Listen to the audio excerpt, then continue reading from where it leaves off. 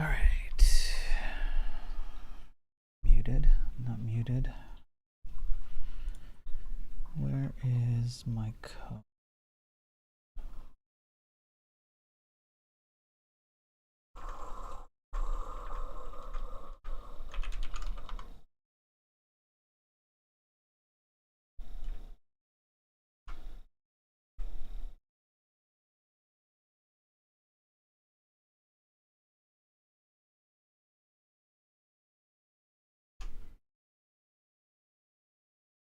Hello, ALS. How you doing, man? Good to see you. Spike. Holy cow, Spike. Good to see you, Spike. How are you doing? It's been a while.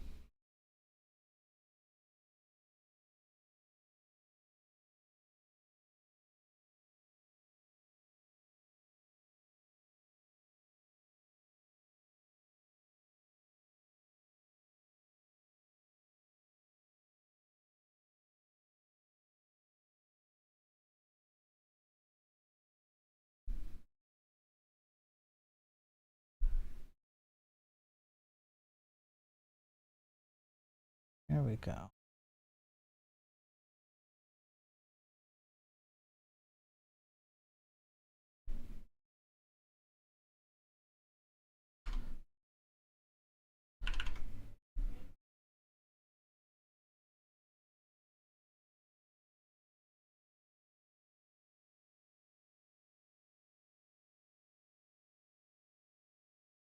Desperately don't want to work today. So much has been going on in my mentee is always a struggle.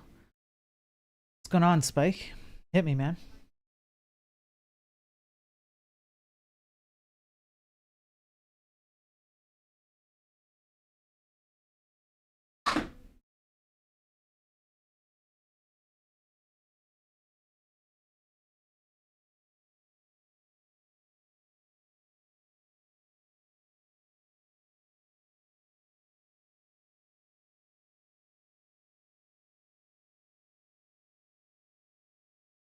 Okay.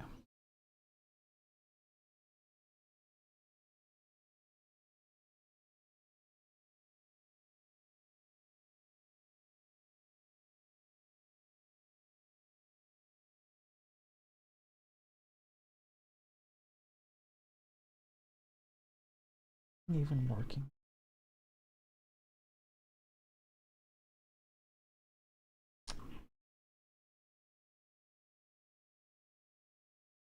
Yeah, good. All right. Got the game up. Got some code. Go in here and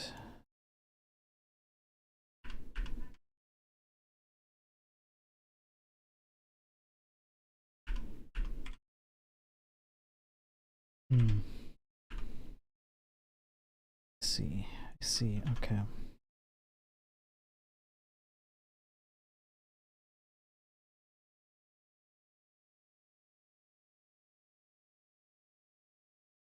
So I probably need to start by figuring out what the heck I was working on.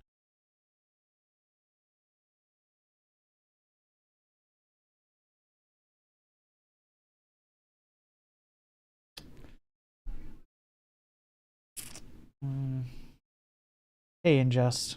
Good to see you. One sec, Spike. I'll read your message.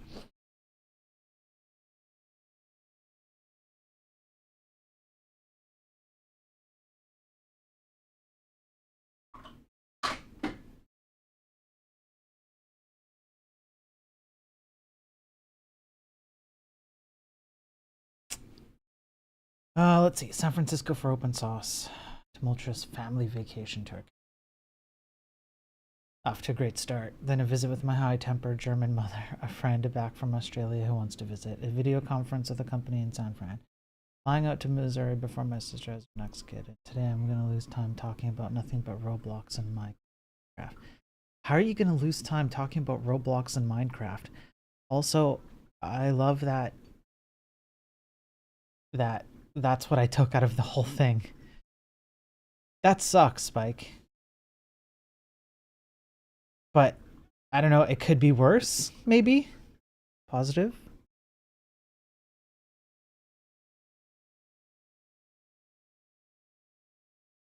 It could be worse, Spike.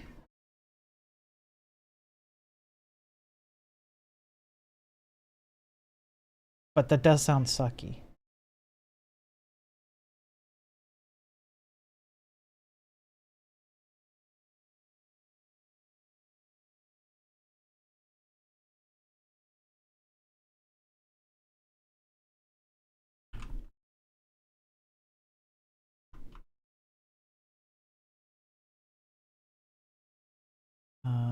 One second.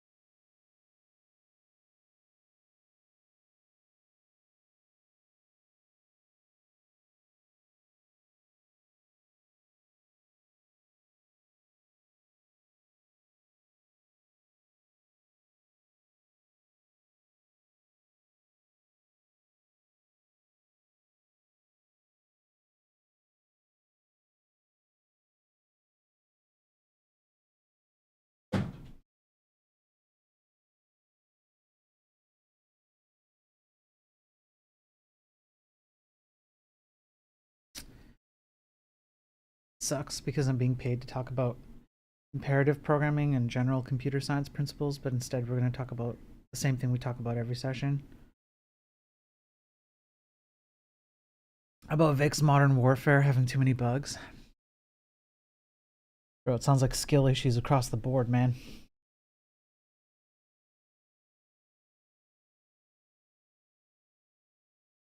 It's crazy to me.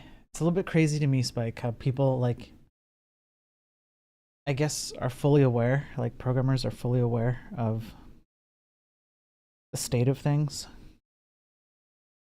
And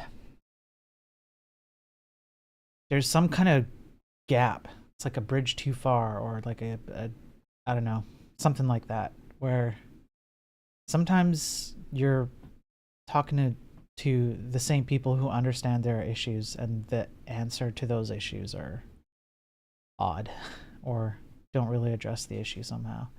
And so you just feel like you're constantly going in a circle, constantly talking about the same stuff, you know? And you're wondering, like, why is nothing getting better? If you have the insight to understand that there are issues, you'd think you'd have the insight to understand how to fix the issues. But I don't know. I'm just some dude. Canada.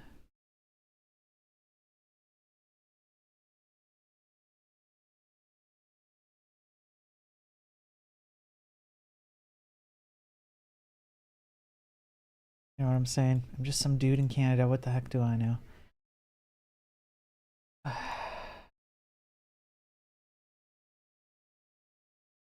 was about to sneeze. Oof.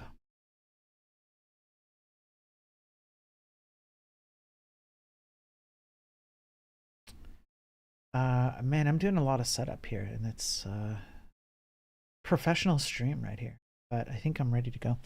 I tell my student that his complaining goes nowhere and wastes his parents' money. He doesn't give a shit. Anyway, what you said. Bingo. Yeah. Yeah. You know, it's disheartening how many people um hang on, I need to be careful what I say here.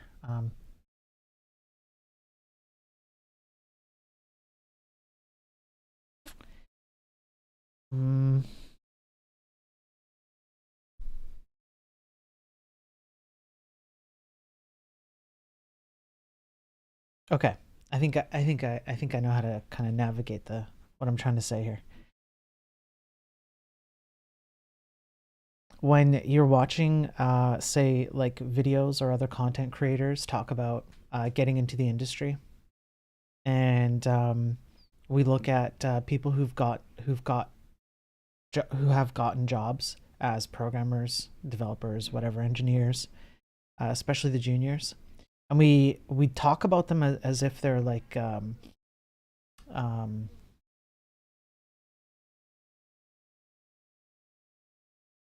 passionate, driven uh, people who are in it because they love it.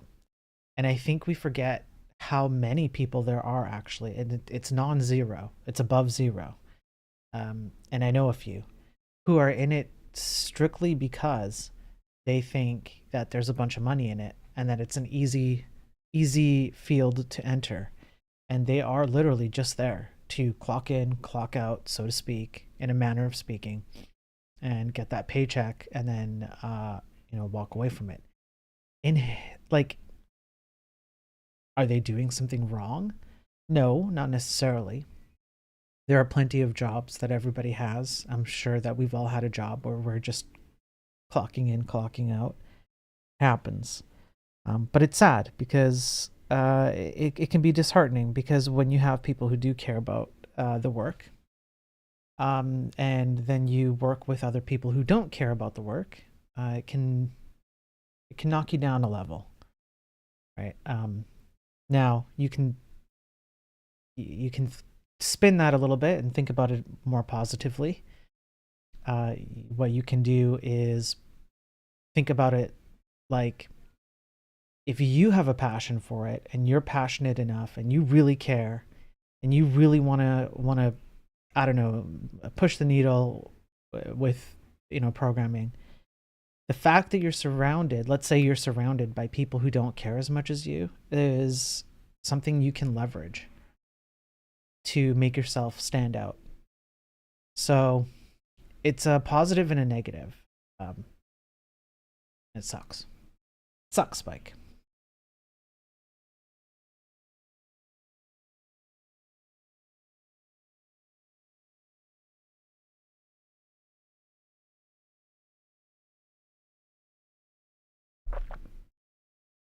All right.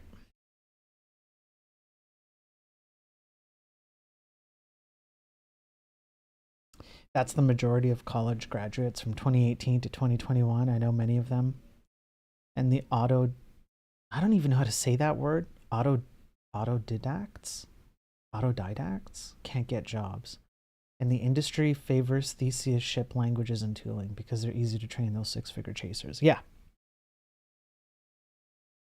Yeah. So check this out. I used to work at a company. You're absolutely right, Spike. I used to work at a company a while ago. This was a while ago. And they were pretty small, somewhat of a startup. And they were kind of expanding beyond the startup phase. And they needed to hire bodies to write code. I was a team lead. There was like 3 team leads of small teams, and we were a bit underwater. We were getting lots of contracts, lots of work, which was great for the company. They were growing and expanding, and income was flowing in. But we were just at this particular phase where we needed to keep up with the work, but we didn't have the right amount of income to match it.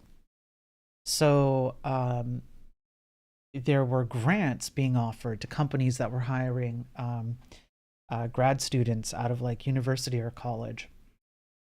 And so, in order to get bodies in house so that we can generate code and not have to pay an arm and a leg for it, we would hire these grads.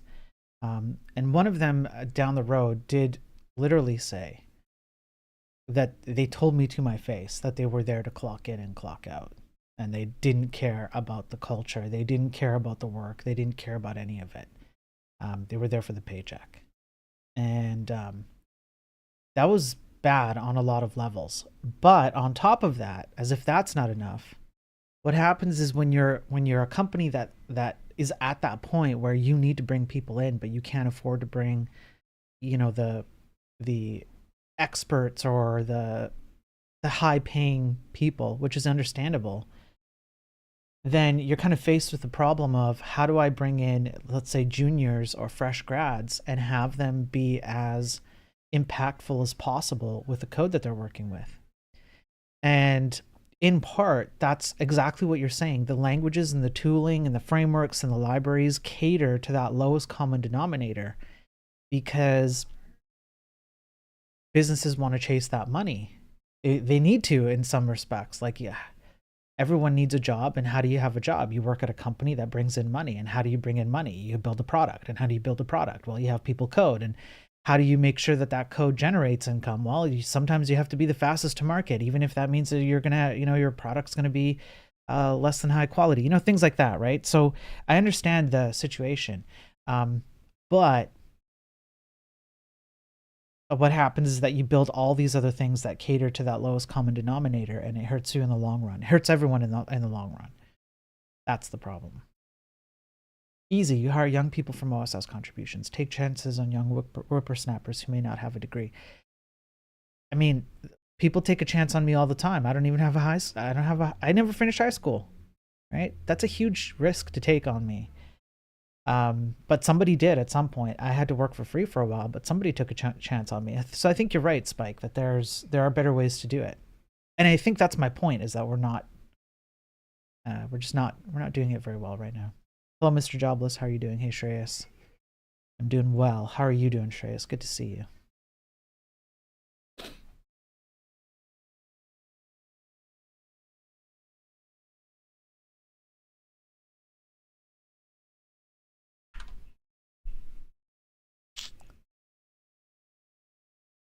What's the story behind getting fired for HTMX? Whoo. You're good? Good. Good. I'm glad you're doing well, Shreyas. I can't really say a whole lot. I kind of have to skirt around a lot of details. Mostly because I could get in a lot of trouble. But the official story they told me it was that my performance wasn't it wasn't, I guess, up to snuff. That's what I was officially told. I know the week before I was told this that there was definitely talk about how Laravel and HTMX you could not find programmers who could easily jump into Laravel and HTMX. The models behind Laravel were pretty specific to a specific subset of programmers, and HTMX was too esoteric or niche. And they wanted to build up a team of React developers so they could move faster. Which to some degree is actually true. There is a level of you're not going to cast as wide a net, and I totally get that. And so they thought, well, we're going to build a team of React and other kind of framework developers, so that we can find cheaper labor, more abundance of it, and hopefully they can move faster. So okay, and then that's what I was told the week before I got let go. And then the day I got let go, the official story was that I was not performing well over the course of 3 years, where I was doing everything by myself for 1/3 of those years, using HTMX and simplifying everything, and for 6 months being 2 sprints ahead on every sprint, until business caught on that I was doing really well, and so they threw more work on my plate because they thought I could handle it, which I did up to a certain point, and then it got too much. And also, to be fair, to a certain degree, there were problems with HTMX being esoteric and new, where some of the features got so complicated that it was difficult to wrangle how I was going to use HTMX to do it. I got through it and I figured it out. I'm writing an essay for HTMX.org about some of these issues and how I got around them. But absolutely, it slowed me down, and it caused some issues with myself and the other 2 contractors that were eventually hired to work with me.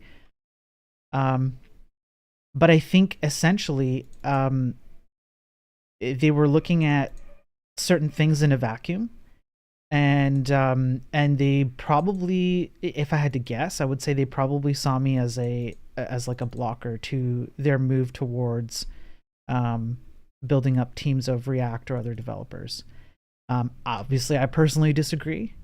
I think I kicked a lot of butt, especially for someone who was by himself a lot and maintained a like multi-million dollar company with thousands of users and some pretty complex features. I think I held my own. But you know, at the end of the day, they got to make the decisions they think is best for the company, and I hope that they succeed because there's a lot of smart people there that I enjoyed working with, and I want to see them succeed. So that's kind of what happened. That's kind of the long and short of it. Hey Marco on X, good to see you. Who said that? Somebody said that. Hey Ray on YouTube, what's my IQ? I don't know. 242. Does I don't think it matters. But it's 242.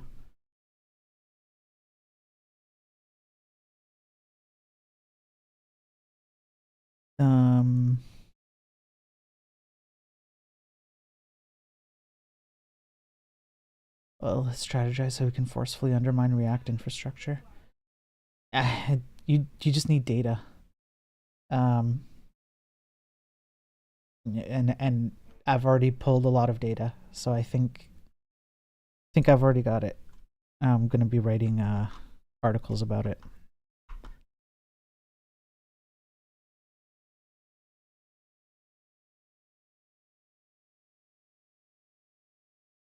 Got 105 in a test is too low. I don't think the IQ tests are the end all be all to your actual overall intelligence, Ray on YouTube. I wouldn't take them too seriously as a general catch-all for your actual intelligence. And instead of letting it be a defeater for you and kind of a blocker to whether you can even be a developer, I would ignore that and I would just start writing some code and start tackling some projects and see how you do. And if you can prove that you there we go. If you can prove that you are capable of building stuff, then it would be proof that your IQ test did not really match the reality of things. So I would try anyways, right?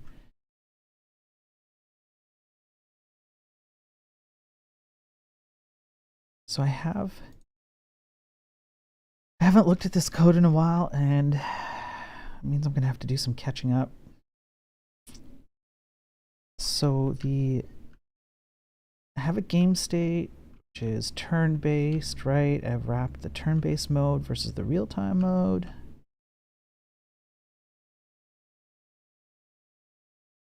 But they're not doing anything. They're not moving.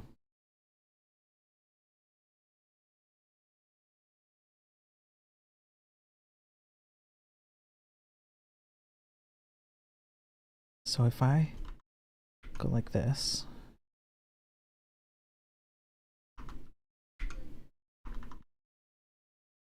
and then I go over here, and then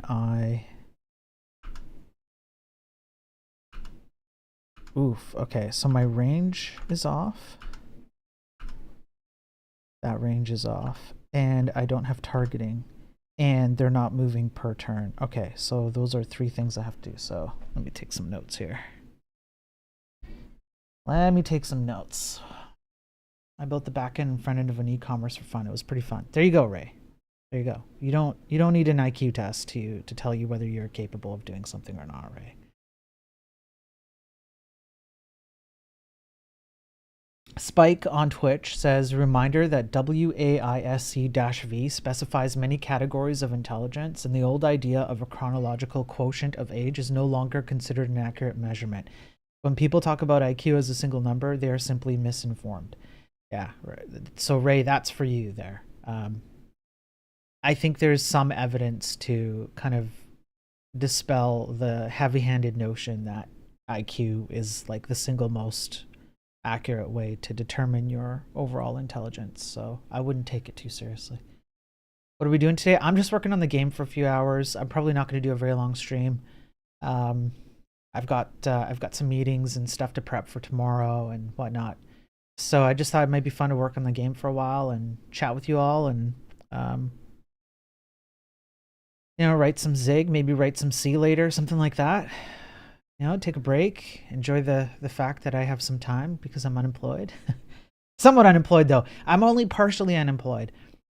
Um, I have some contract work. I have a little bit of contract work, like with the XDism thing, writing the documentation for the SDK PDK.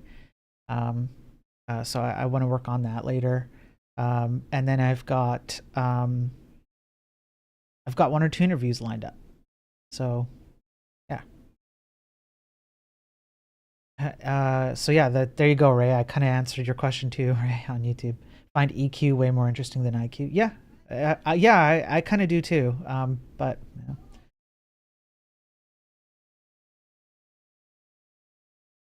yeah, it's good. It's good. It's I guess today I was thinking like, I should just take advantage of the time I have, and like it was difficult to get time to work on the game earlier when I was fully overworked. So why not take some time and have some fun today? Just take like 2 or 3 hours and chat with you all, and then I'll go do my thing, and then have a little bit of a fun stream, or just a chill stream. Just a chill stream. Just talk about whatever you guys want to talk about. I need to make some notes. You guys are going to talk about intelligence. Okay, you guys talk about intelligence for a moment. I'm on Windows, Ray. I'm going to regret saying this because I'm going to have people jumping all over me to switch, but I was legally obligated to use Windows. I'm no longer legally obligated to use Windows. But I'm on Windows and I'm running WSL. And yeah. Switch. I don't want to do the arc, okay? I don't want to do the arc yet. Listen, I'm freshly unemployed. Okay, partially because I have a few contracts that but it's still raw. It's a wound. It still hurts. Okay, don't make me jump yet.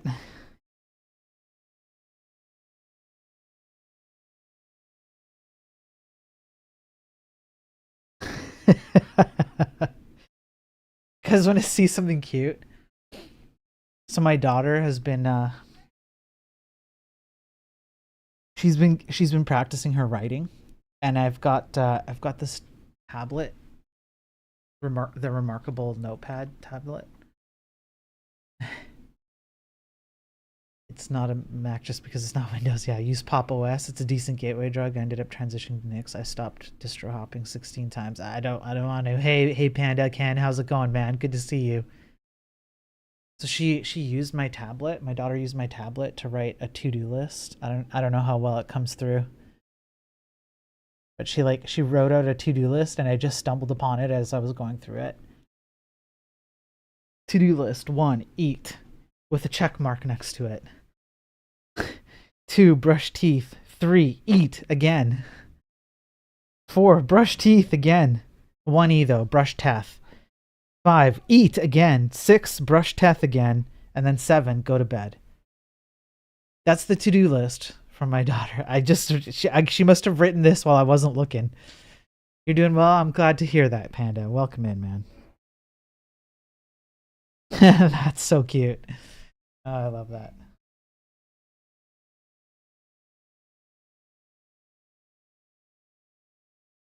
Just eat, brush teeth, and sleep. That's it.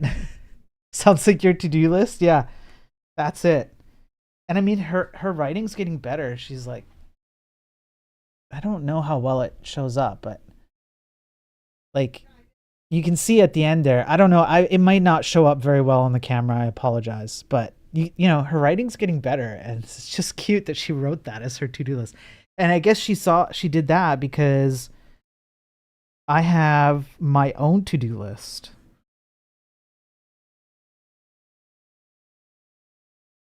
Yeah. So she must have seen it and like, yeah, definitely better than your writing. Yeah. Yeah. This is great. And then I had to go one page back. Oh man, I can't show this one because she wrote someone else's name on here, but she says from my daughter's name to dad, I love you. I wish I could show it. It's cute. So now I just have these random messages from my daughter. This is great. That's super cute. I love it. Okay, I've completely forgotten what I needed to write as a result of that. I had a set of to-do lists for my game and I completely forgot. When I was in elementary school, the nun beat me because I was bad at writing. Yeah, Ray, that's I've heard that before. Yeah. Um, you have the books, yeah. So I've got the Remarkable. This is the Remarkable, which is my favorite, hands down. It feels the closest to actual paper.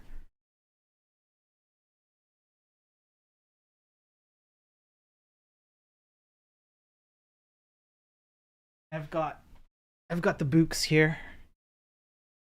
Um, but the only thing that I don't like about the books, and I tend to avoid using it, is it doesn't feel the same. It's a little bit laggy. Um, and it's got a lot of data tracking, like a lot.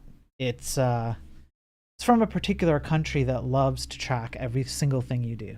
Do I have Italian roots? No, right? Greek.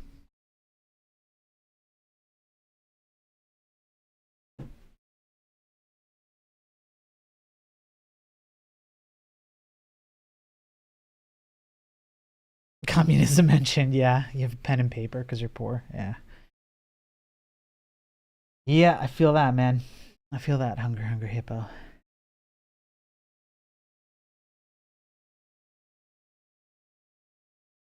Okay, so what were there's three things I needed to work on. Do I look Italian? Eh, spaghetti. I'm not Italian. Okay, so this would be um, a video game to-do list, which I'll just put it into a document after. Um, ships are not taking their turn.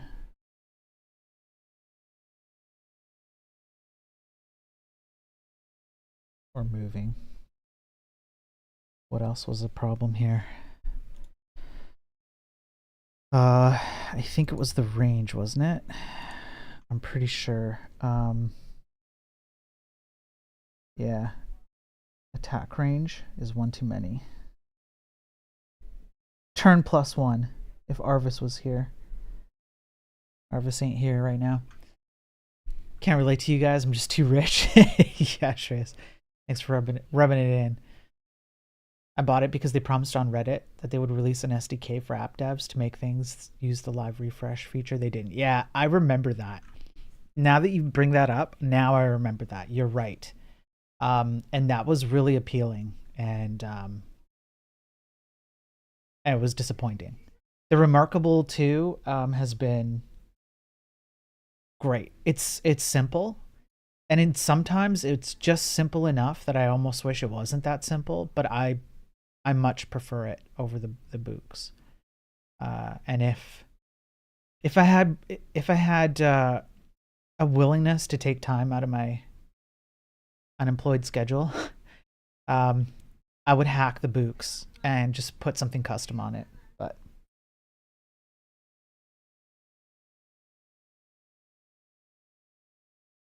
yeah.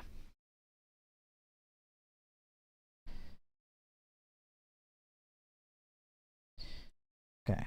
What was the other issue?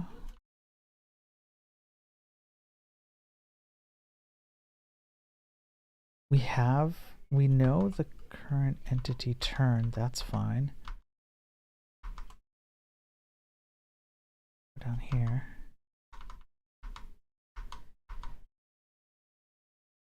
Okay, yeah, you can't,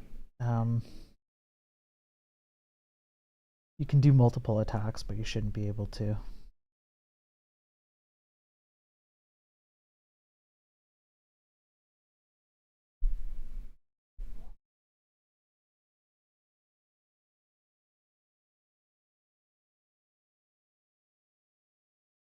Okay. You're rolling your own Android. Oh yeah, I saw that because you're unhappy, Trace. I saw that on your X. You're unhappy with the state of Android. But listen, you still haven't solved my problem. You promised me you were gonna solve the Neovim problem I'm having with copying over SSH, and you have not. And now you think you're gonna be able to roll your own Android.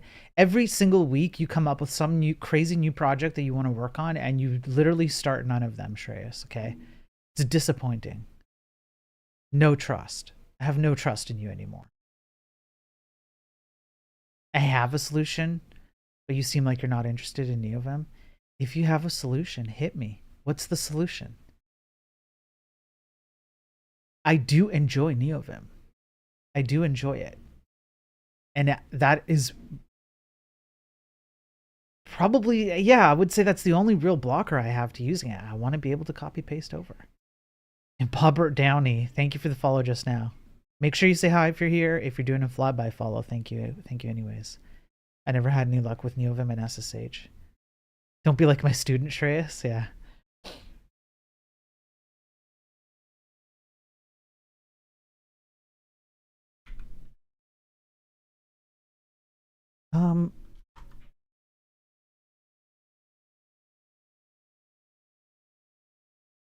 What on earth? What were the 3 issues? There were 3. I only have 2. Scripts are not taking their turn or moving. Attack range is 1 too many. I can do multiple attacks, but I shouldn't be able to. What else?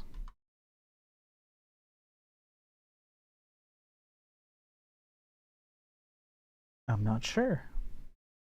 I guess I'll, if there's an actual problem, I'll find out.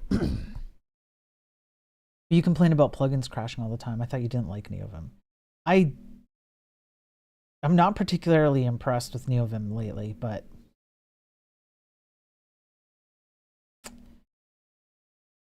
it's still very good and very simple and straightforward by comparison to basically any other editor except for, I would say, Sublime.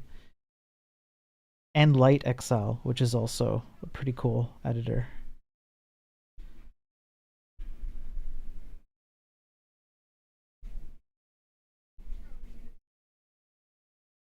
I'd be willing to try it if I had a solution.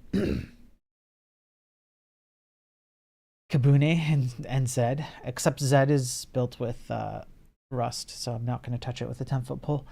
Kind of like VS Code because it works well with SSH and WSL when I have to use them, though I usually love JetBrains, except their WSL integration is crap. Yeah, that's why I like Neovim. Because I don't have to use VS Code to get the same thing, where I can, like, WSL and everything is it is a go-to. Neovim works great that way, or just regular Vim, because I set it up wrong. Yeah, I probably did set it up wrong, but I mean, then you have to talk to Tej because I use Kickstart. Ray on YouTube, is it normal to look a lot on the internet when coding as a beginner? Yeah, and it's normal to look a lot on the internet when coding as a senior as well, so don't worry about it. Lots of senior developers look stuff up on the internet all the time. I liked Neovim until I started doing .NET stuff, and it just wasn't good compared to Rider. Yeah, .NET stuff I could see an issue with. Yeah. I could see an issue with Neovim and .NET. Well, maybe not. Neovim, I think Neovim has some .NET stuff. Maybe these days it's better. I'm not sure. I don't know. You don't really look stuff up on the internet as much, Spare, don't you? Yeah, of course I do. Just the other day I was looking up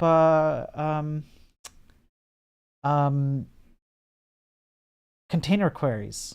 That was last stream, I think. I was looking up some web component shadow root stuff the day before that. There was something else I was looking at the day before that for CSS styles. I can't remember what it was, but it was something I knew but just didn't remember what it was.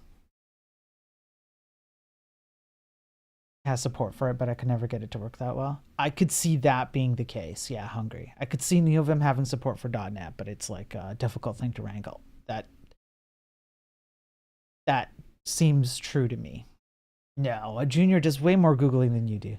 Maybe you might be right, Shreyas, but my amount of Googling is non-zero.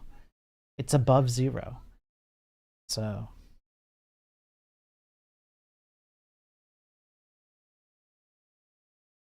now maybe it is true. You're probably right you're probably right, but I'm not as confident as you are in the amount of Googling. My intuition says it's true, but I can't prove it. 10 and 10,000 are above 0, but not even close. Sure. But I don't know that it's actually that far apart. How am I supposed to know that? Like, what evidence would I have to say that a junior looks things up 10,000 times and I only look things up 10 times? How do I know?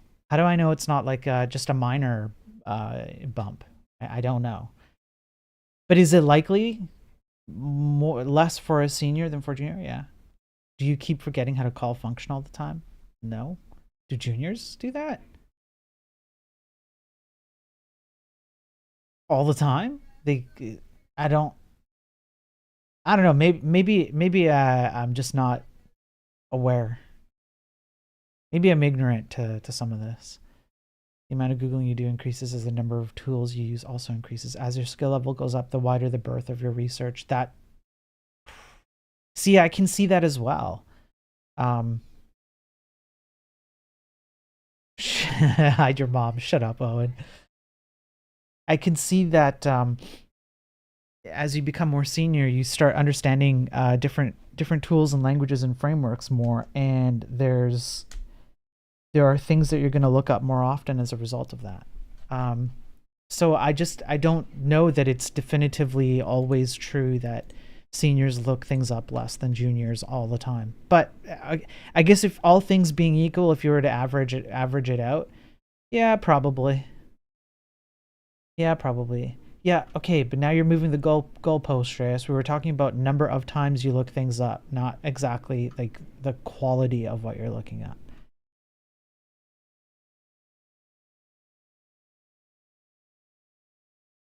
If you're stagnant and working with only what you're proficient at already, sure, you'd Google us. Yeah. Yeah.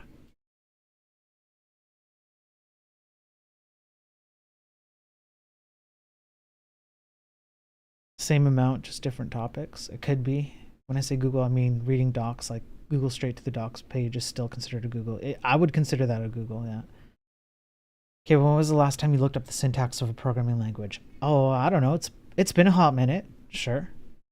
But I might go. So if we're gonna bring in the quality of what you're Googling, then could you see a scenario where I'm Googling more advanced topics in a programming language at the same quantity that a junior is looking up the syntax of a programming language, but the difference between what we're looking at sure is different, but the number of times could be close to the same? You could sit there for 4 hours, be in the zone, not look up anything. Most juniors can't. Sure. Yeah. No, I agree. I'm just saying I don't think it's always clear cut.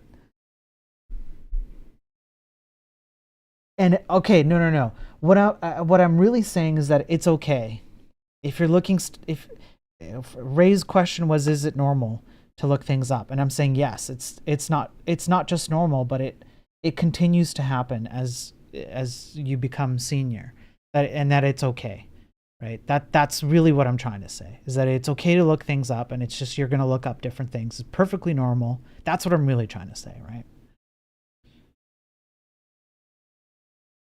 It's okay, and you get better. Yeah, you change what you look up. Yeah, because you can't know everything under the sun in your head unless you're extremely, I don't know, you have that kind of a brain structure, right? And you can just remember everything. I have a photographic memory, and even I don't remember everything. So It's perfectly fine. It's normal. It's cool. There's nothing wrong with it. If you stop looking things up, it means you stop learning. That's bad. That's probably a good way to look at it, Spike. Yeah. Raj, me trying to decide which engine to use. Hey, Raj, how you doing, man? Hope you're doing well.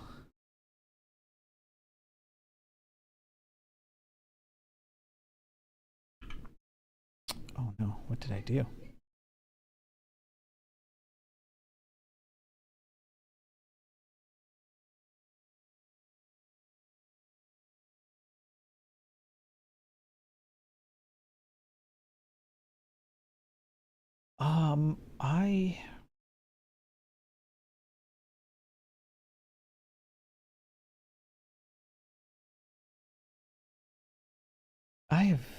There was something I was gonna pull out of my emails,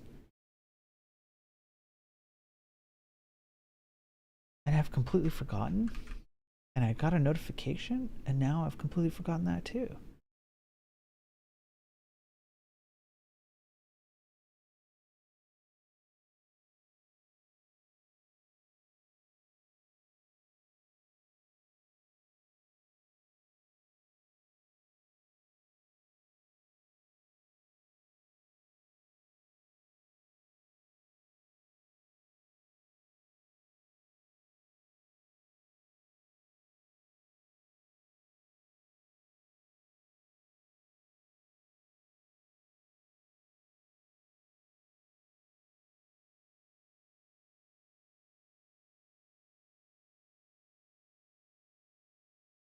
Hang on.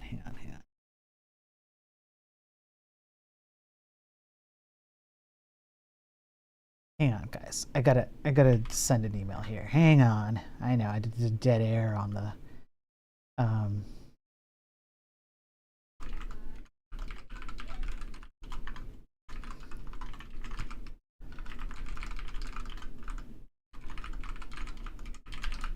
for one of the other products.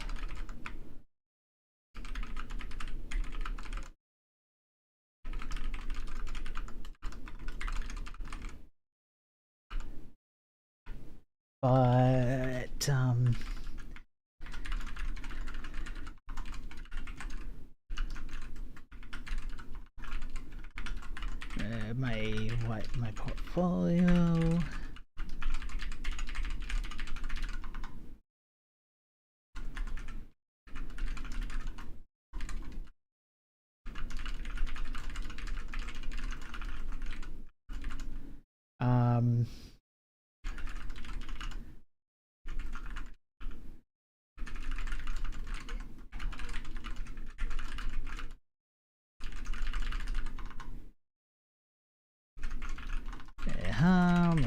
My name, blah blah blah. Okay, send the email.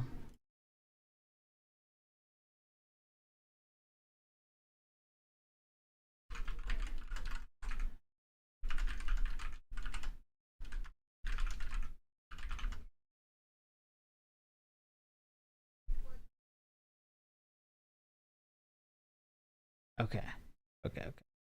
Cool. Ghost Magic, how you doing? Good to see you. Sorry, I had to look off screen for a minute. See you, Shreya. See you in 5 minutes.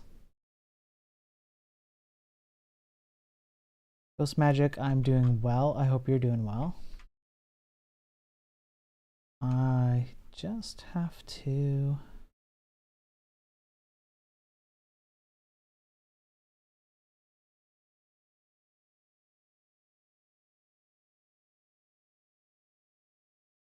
go over here and just deal with that. Okay, that's good. All right. Back to my code. So there was one other issue I had, and I don't... Why can I not remember what it was? I wanna make sure I remember and write it down.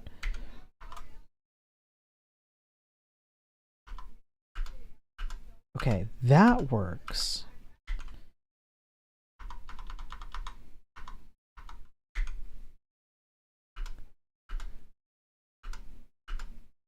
Right, but what?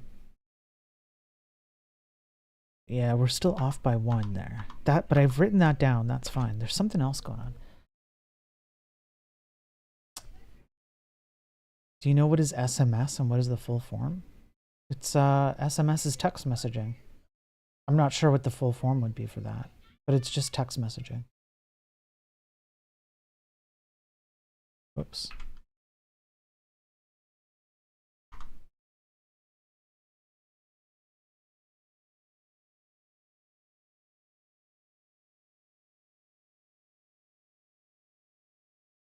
It's school management system? Okay.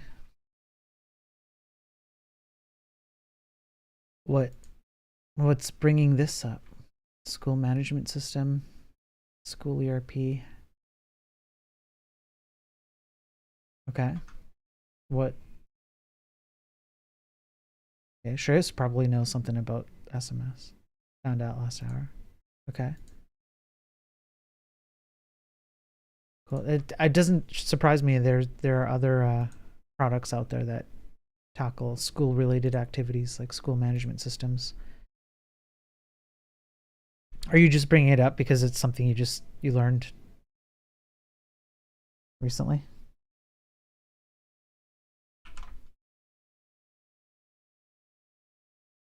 Oof, flashbang.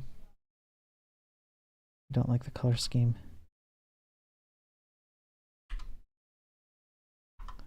Okay, that's a little bit better.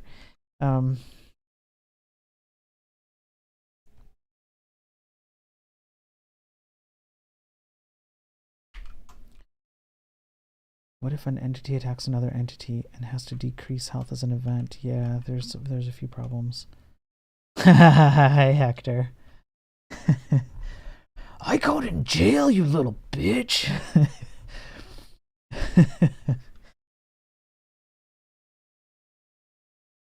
Your code is pathetic.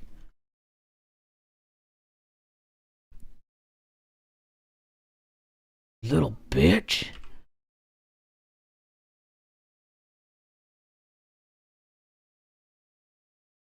Sack up. This is bad logic. We can move and attack, but not both. You should be allowed to do both. So should NPCs, right? Okay. Private tuitions can also use this. Yeah. Yeah, Raj. Yeah. So, I think I have to move some of the real-time code up here to turn-based. That's probably what I gotta do. Police and military? Oh, I have no idea. I have no idea if they use that kind of software. Although they probably do. I hope you're doing well, Hector. Good to see you, man.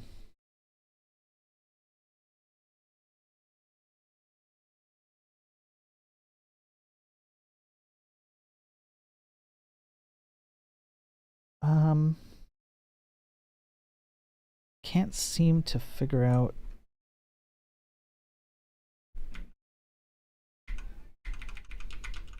Okay, well, at least you can't take another, like, you can't move. That part at least is fun.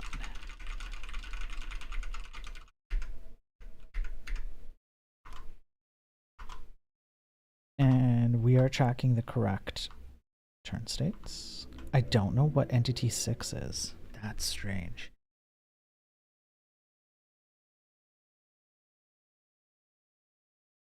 Who is entity 6? Why do they take a turn?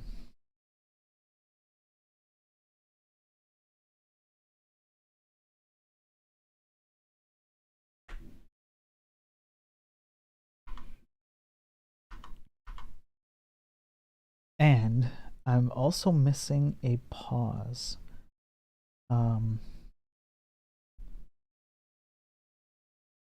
Pause between all turns. Need to add that too. Okay. Okay. I'm good I am good to see you too. Okay. I had to read that 3 times to get it. Glad to hear that, Hector. It's good to see you. Imagine who's coding them in a Stack Overflow happened when firing the missile, yeah. Yeah. Imagine a Stack Overflow and a boom boom stick.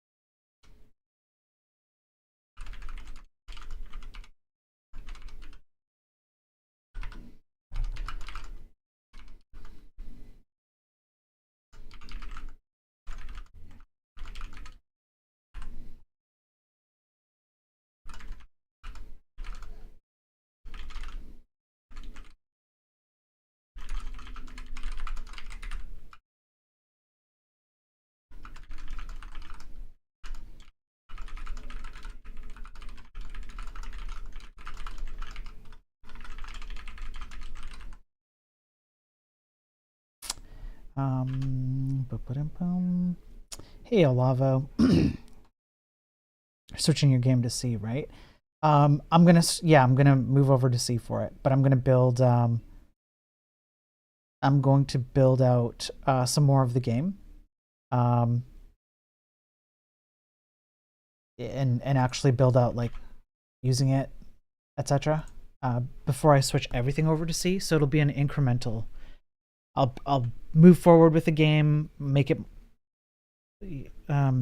closer to, I don't know, what I want it to be, while also bringing in more C along with it and replacing certain aspects of Zig. And so that way I don't just do a complete stop, and then, because that's kind of sucks when you have to completely stop. But yeah.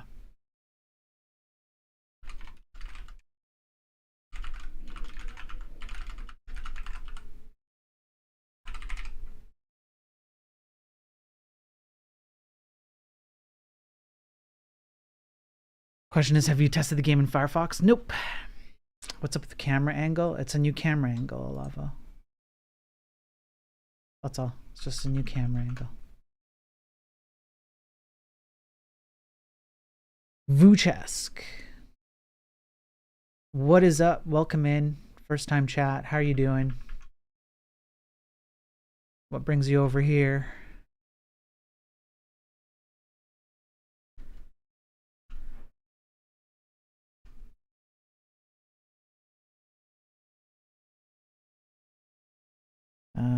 Let me. Vuchesk with a follow just now. You come in, all you say is sup. And then you give me a follow. You're crazy, man. You're crazy. Thank you for the follow. I appreciate it. Let me know how you're doing. All right. So if I move up some of the turn-based stuff, then at the very least, these things will take their turn. I know that there was some stuff going on here that I needed to deal with as well. Oh, right. It's the animations. Yeah, so this was the other thing. How do I handle the animations? Okay, I can animate, but I need to...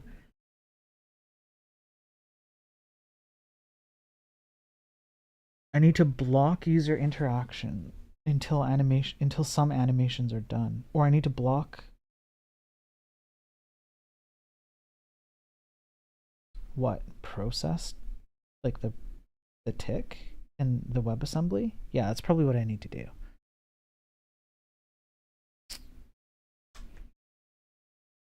Just don't let the back end of the game continue running while an animation's going.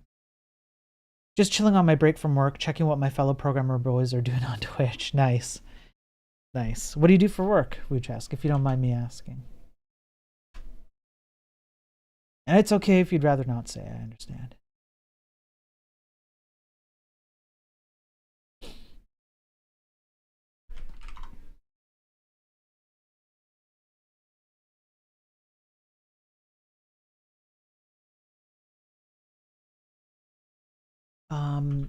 So Golang? Oh, Golang, nice, man.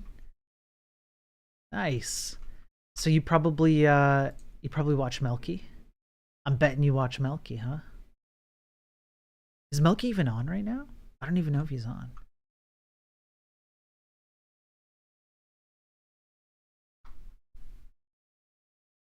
No, he's not on right now. He was on earlier though. Yeah, so we probably watch Melky. Golang is it's pretty fun to use. Hikaro, hey, how are you doing, Hikaro? Good to see you. From time to time, but Tej is your favorite. Yeah, Tej is cool. Yeah, it's fun to watch Tej do all the crazy stuff he does. You're doing great, Hikaro. Good. I'm glad to hear that, man. Welcome in. Welcome in. Well, I mean, Golang, I guess, is it's a bit of a departure from like Zig and WebAssembly, you know.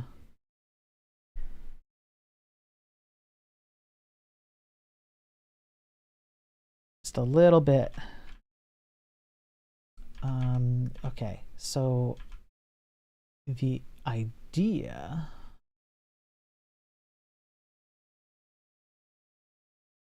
would be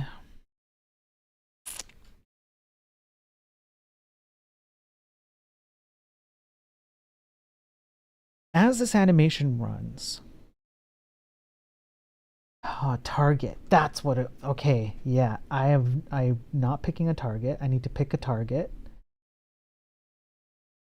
That comes with its own complexities now, because now I have to have a thing where I click like that on something that's in range, and then I attack that, and then the animation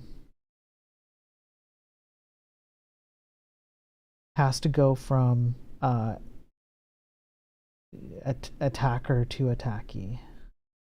I don't know. I don't even know if attackee is the right word. Attackee.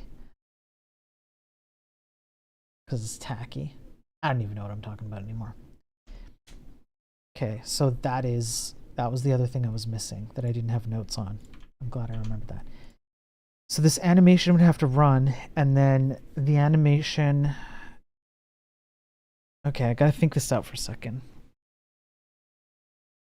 What's gonna happen is I'm going to pick a target on my turn, and then I'm gonna hit the button to fire. I'm gonna check if the target is in range. If it is, then I have to animate a cannonball, excreting out of my ship and penetrating the other ship. That animation has to play out. And I can either send a backend Zig message to process an event where the attack was successful at the same time as the animation, or I wait for the animation to finish and then I send the message. While this is all happening, especially during the animation, I cannot hit the end my turn keyboard combo. I don't want to end my turn and jank up that whole flow. I need to let the animation play out, and I have to make sure the message is sent for Zig, for the WebAssembly to run it. So I need to block my ability to do stuff. All right. And that's going to set the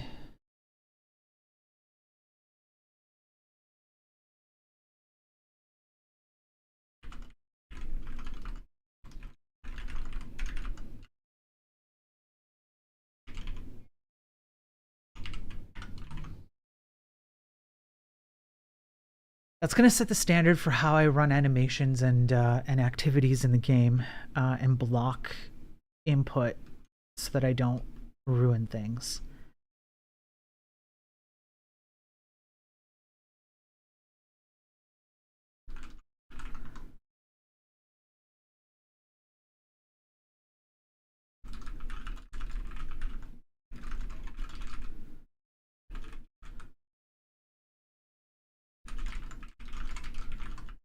So if I'm gonna do, where is process tick even happening here? It's happening in frames, right? Right. So I have a ready to process tick, and I would turn it off. That's what I would do.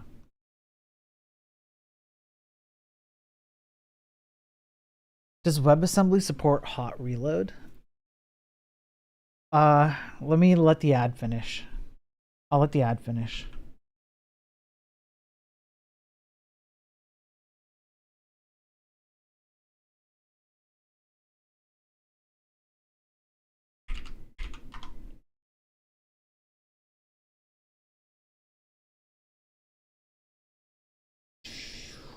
Well, let the ad finish.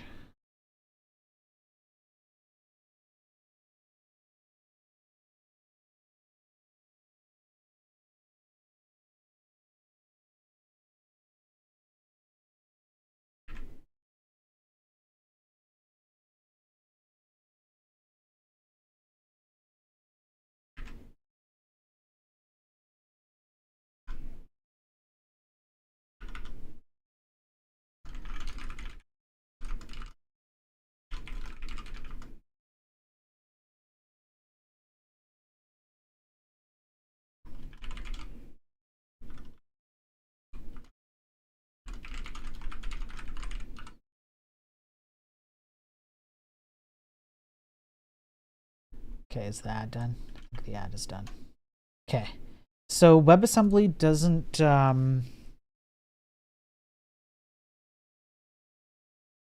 as far as I know, it doesn't let you do hot reloading in the standard way. Like, what you'd have to do is when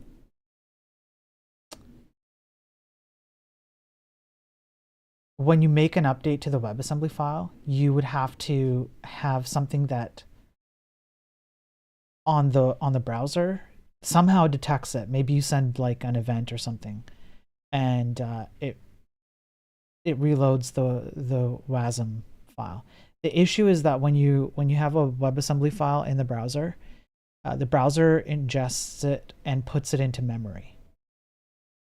So it lives inside the browser in memory, and you have to dump that and reload the entire memory block. So I don't think that you can do a hot reload in the standard way that you would think of hot reloading. But I do think that you could probably work around that. Hey, bro, good to see you, man. How are you doing?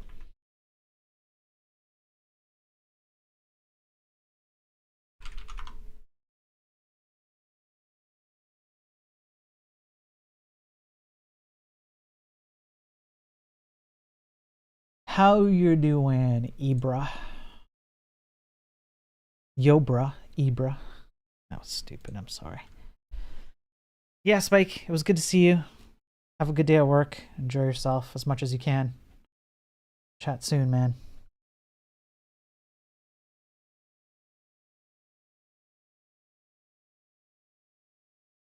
You're doing great. Spending some time learning more Go. Nice, Ibra. Yeah, Golang is pretty nice. Vuchesk here is a Golang dev. Yeah, Golang is dope. It's pretty simple and straightforward, which is like a strength and a weakness, yeah. But it's fun to use. Definitely fun to use.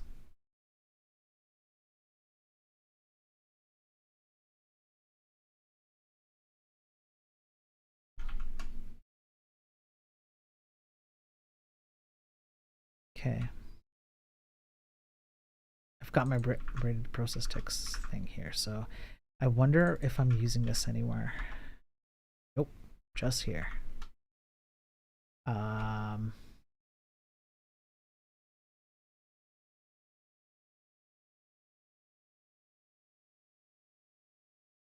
Okay, So I think the next thing I should do is work on the targeting system, because that's going to be a thing. Which means I have to add something in Zig for a target. I have to add... Okay, do I have an attack component? I remember having one. I do. Do I have a target? I do. And so I have the building blocks. Okay. It's simple in a way that's actually simple, not like JS, which only seems simple. Yeah.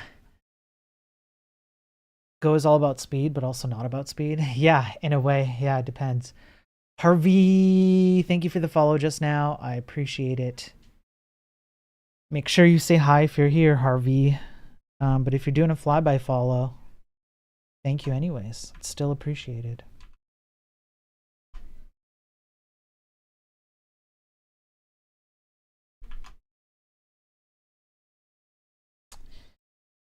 Oh, there he is. Harvey, how are you doing, man? What brings you over here? How are you, first of all? I hope you're doing well. And second of all, what brings you by? I have a targeted attack. Perfect. And I have range checks. Perfect. Okay.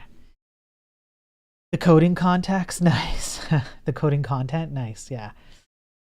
Well, good enough. Good enough for me. I'll take it. What do you normally work with or like to watch in terms of coding content, Harvey? Because around here we do some Zig, we do WebAssembly, do Laravel, HTMX, all that good stuff. Rust compiler versus Go compiler, Go speed versus Rust speed. Yeah, Raj.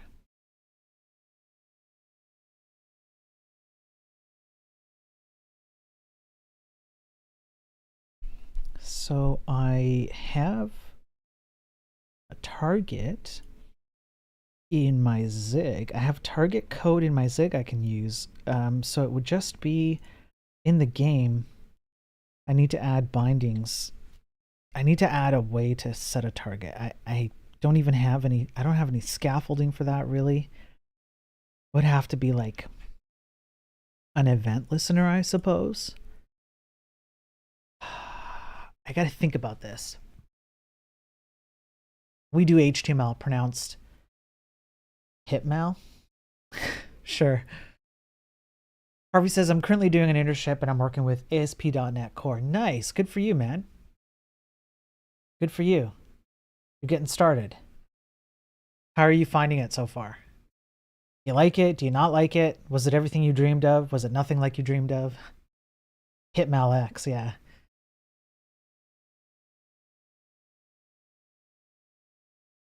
ASP.NET has, it's had some longevity.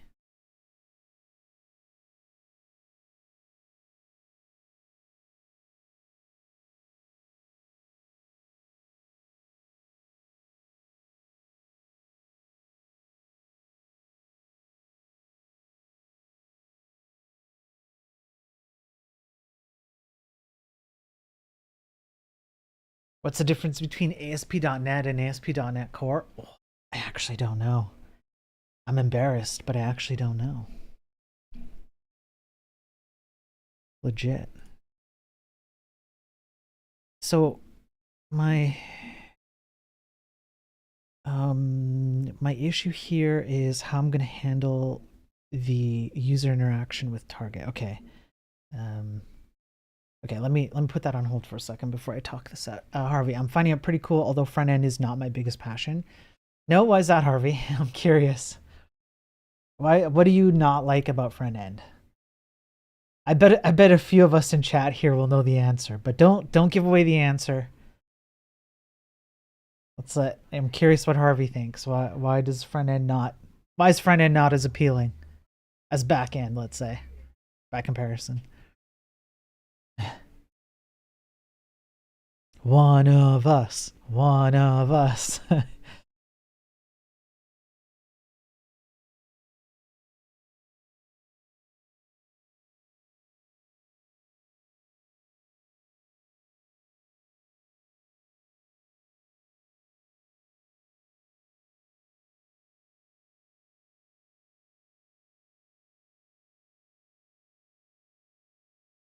I guess he might have found the community, maybe. I guess backend challenges me more.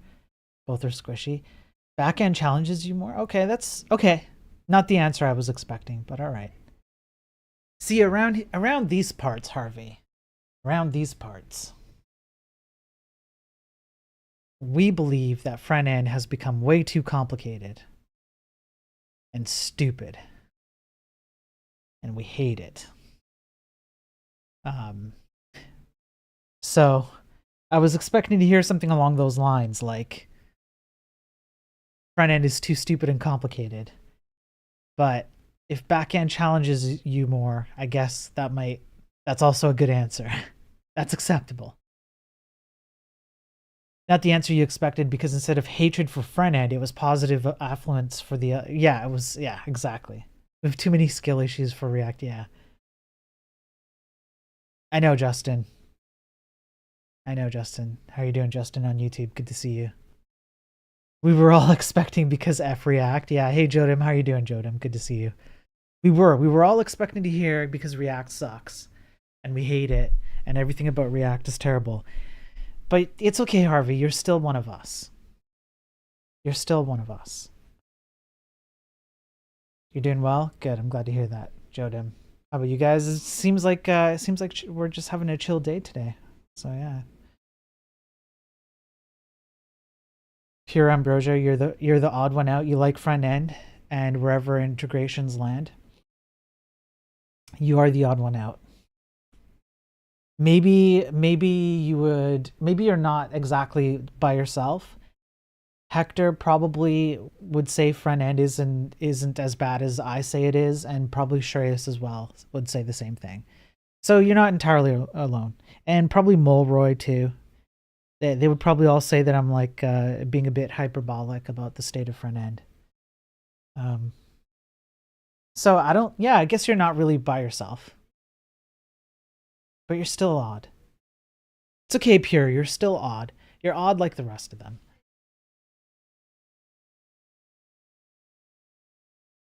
Front end is okay as long as you don't use JS for everything. HTMX is pleasant. Yes, I agree. Yeah, I agree with that. That's a pretty, I would say that's a fair take. Front end is okay as long as you don't, shove JS into every little thing. Yay for being odd, anything but normal, yeah. Yeah. We should clip it so that your child later in life can look back on this clip and understand.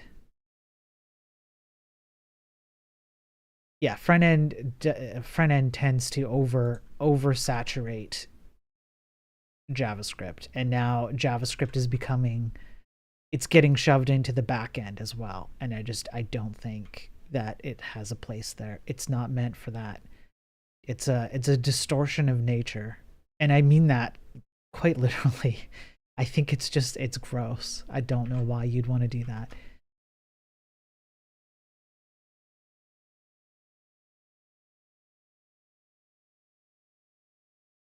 Front end is okay if you don't believe in humanity, yeah.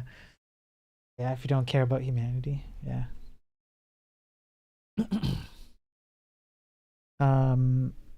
Okay, I'm gonna talk to myself for a second, all right? Yeah, I'm gonna talk to myself for a second. Yeah, who shall I leave in charge of chat? Harvey, you're in charge of chat, all right? Let me talk to myself for a second. Okay, if I'm gonna do a targeted attack, I'm gonna need to go into the game JS, and I'm gonna have to listen for an event where if I click on an entity, it becomes a target. The issue is that currently this click is an editor-based click, not a game-based click.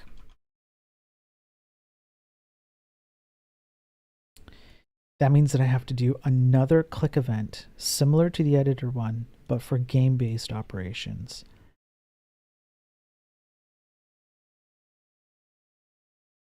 And then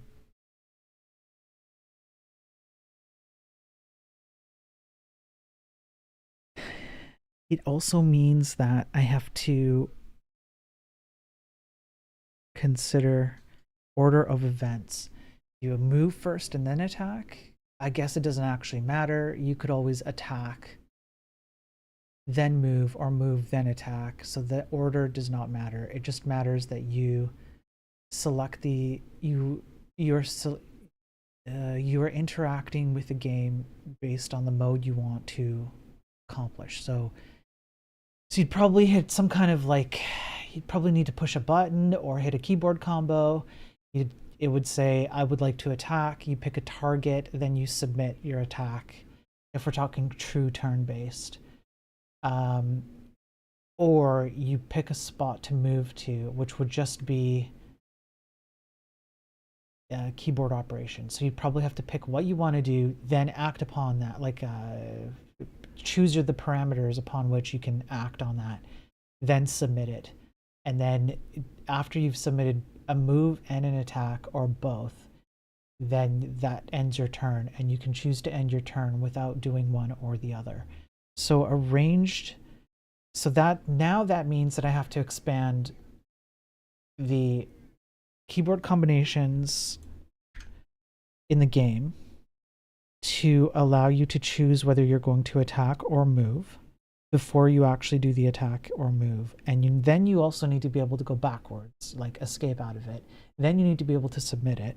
And you probably need to start adding some game-based UI, and so now we're talking about having like a little bit of a menu system or some kind of like interactive thing on the game where you click on stuff if that's what you want to do, and then we have the gamepad would show what you're doing on the menu, or your keyboard would show what you're doing on the menu, or your mouse would show what you're doing on the menu. So we need a menu. So now we're talking about having a menu system so that you can see what the hell's going on. And it's not really, I guess, a menu, but it's like menu-like, where it's like UI to tell you what you're doing in the game. I mean, I guess I'm gonna have to solve that at some point, so why not solve it now?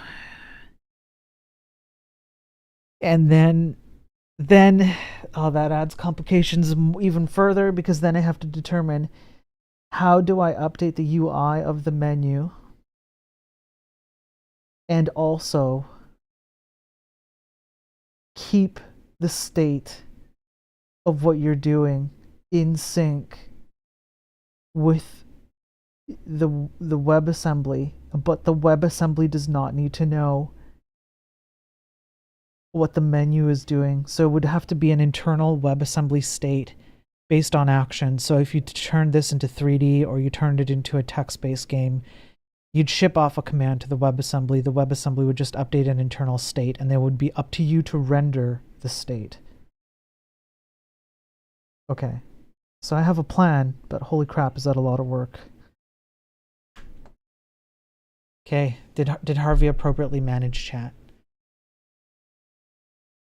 He does talk to himself. I wish AIs could do it, so they will not disappoint us. Yeah. 3D, 4D, 1D, texty.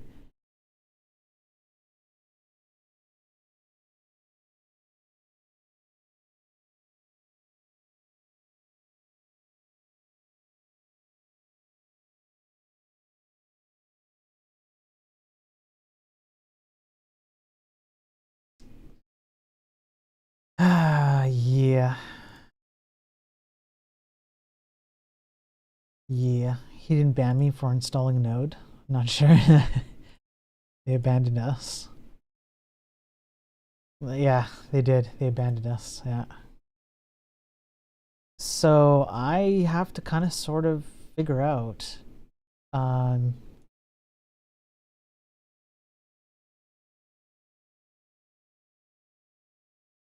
Node. What I'm gonna do for like an interactive menu system. I suppose that I do not have to complicate this very much. The whole point of me using HTML was to prove that you can make it extremely performant And creating menus in HTML, like a menu structure, is actually quite, goes hand in hand with the nature of HTML. So why not just leverage it? Same way I have this like window, I could just have a special window that's for the game as opposed to just like a general window. So I could have a special game window which I could start it off like this and then integrate it more into the game. So like if I, why is it not hiding it? Uh-oh. H is working, but X is not working. Okay, well, anyway, it would be hidden. You could hide this. So you could start like this, and then you'd have a menu that appeared depending on the context in the game. And it could start off as a window like this, and then something that's a bit more integrated into the game. It would just be layered over top. Okay, that's not terrible, actually. So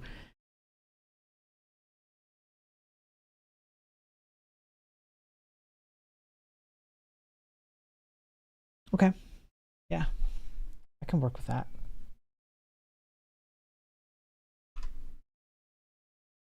I can work with that.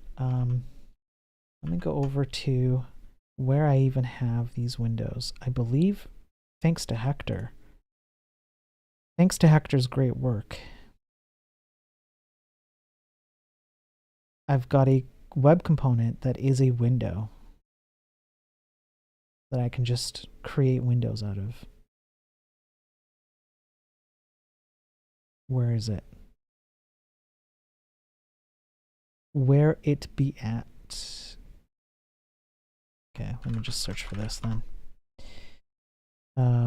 Here we go. Web component game. Yeah, there we go. X draggable. That's what it is. Yeah, it's the draggable. Yeah. Perfect. Yeah, thank you, Hector. So I have a web component that I can use to create this menu and stuff in it. So I could just create, like, let's say,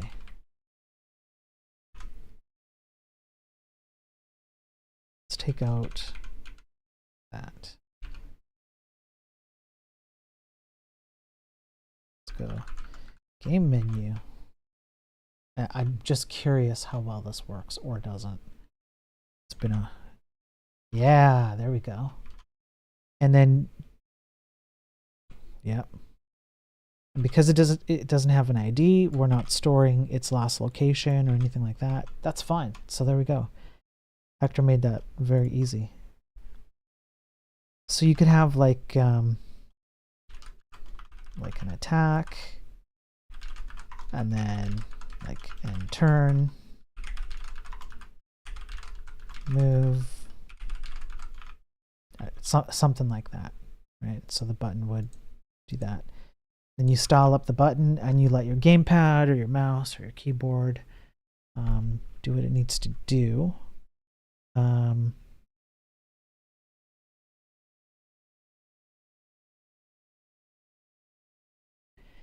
So it's gonna be a little annoying because like if it's over top of something that you want to look at, you know, that'd be a little frustrating. So maybe some keyboard shortcuts to move the menu around to preset locations, different corners. That would probably be a little bit less annoying. Okay. So I'm going to add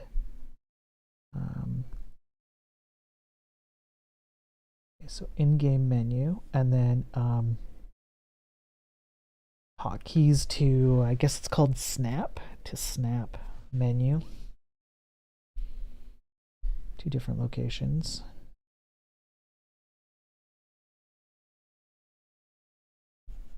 If I could spell. Okay. Then when you end the turn, yada yada. So that's the equivalent of this. Then each of these entities are going to take their turn. Is adding a li to a page more simple with JavaScript or WebAssembly? With JavaScript. In WebAssembly, you have to do translations out of WebAssembly into JavaScript and then into your page. Ultimately, everything has to go through JavaScript. So you must, if the easiest would just be doing it through JavaScript. That makes sense.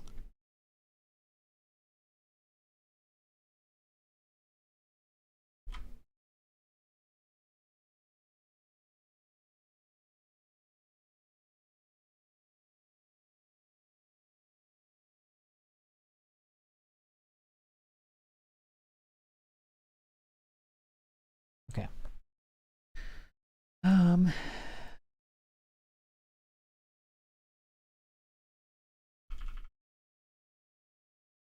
lost my place here. There we go.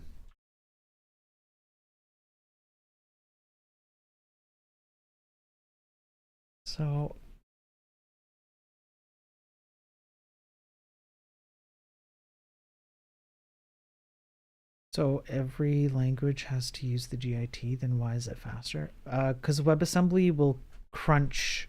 Once you put stuff into WebAssembly, internally in WebAssembly, it can crunch numbers, essentially, if you want to call it that. It'll crunch numbers way faster than JavaScript can. So your overall, if you do that constantly, if you do that enough, overall you're going to get a speed boost with WebAssembly because you're going to process a bunch of stuff way faster in WebAssembly. But when you want to interact with the DOM and whatnot, you're going to have to go back out through JavaScript. So you're converging two different ideas together. In terms of DOM manipulation, that's not really the intent of WebAssembly. Not really. The intent of WebAssembly is computational processing, which is not exactly the same as DOM manipulation. So with DOM manipulation, it doesn't matter whether you're doing it in WebAssembly or JavaScript. You need JavaScript essentially to do DOM manipulation.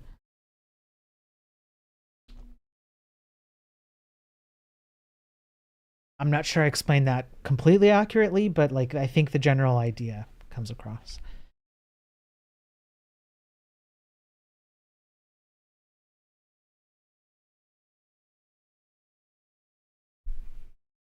It can't do it can do computation a lot faster, but DOM is faster in JS. It's not necessarily faster. You can't do direct WebAssembly to DOM manipulation without JS. So there is no such thing as JS does DOM manipulation faster than WebAssembly. It's not that's not even a concept. It's just WebAssembly needs JS to do DOM manipulation. You have to go through JS to do DOM manipulation.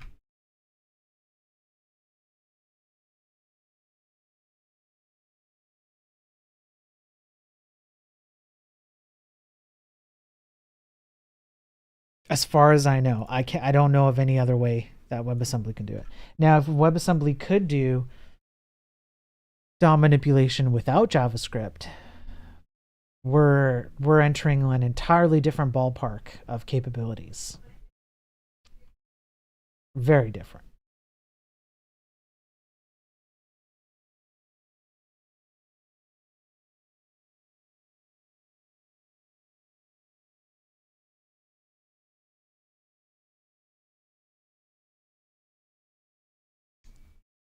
I need more coffee. I don't have enough coffee.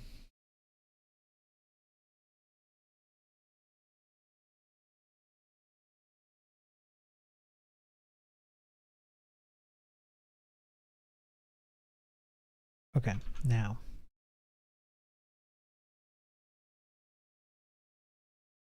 Where's my code?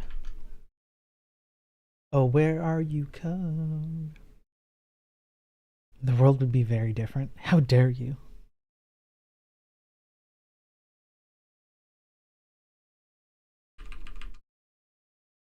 Okay.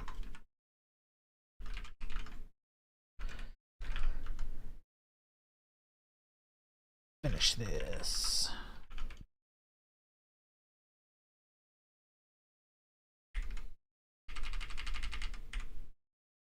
Yeah. All right. So this is going to end up being our menu for controlling the game. I have to question where I put it and how it's going to look, but that's a problem for another day. Right now, what I can do is use this, plug it into the process on WebAssembly.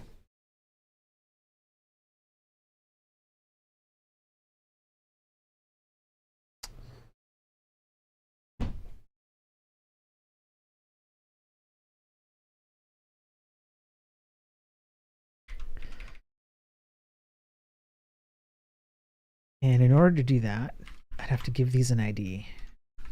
Like, I don't know. Something like this.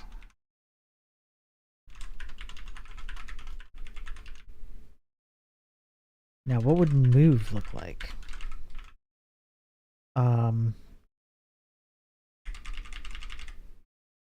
Oh, right. Okay. Yeah. So when you hit the attack button, you're going to want to show the range that you're capable of attacking, kind of like it's highlighted now with the red squares.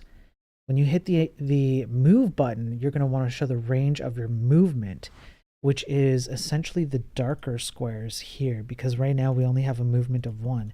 But when we include things like wind, the nature of your ship, how many sails you have, things like that, the movement capabilities are going to improve, and so then it'll look a lot more like the ranged attack. And then what you're going to have to do is through the game control, gamepad, keyboard, mouse, whatever it is, you're going to have to pick all the spots that you want to move to. It's kind of like, I'm kind of actually just copying. Let me see if I can find, I'm copying what they've done here, more or less. Can I find anything that shows the move? Where are you?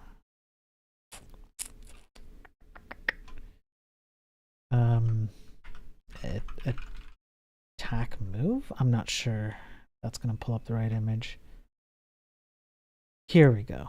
Like that.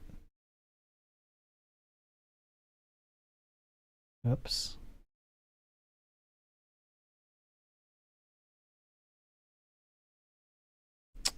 I don't want a video. I just want a still picture. No, not this. I mean, I guess I could just open up the image.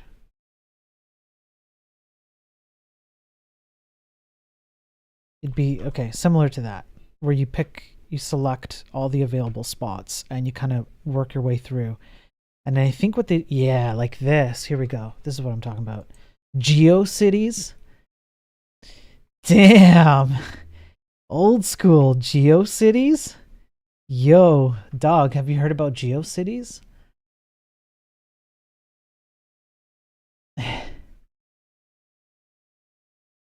No, Raj, don't talk about politics. Don't talk about politics. No politics talks. Yeah. Yeah. And then as you move forward, your range of motion becomes limited.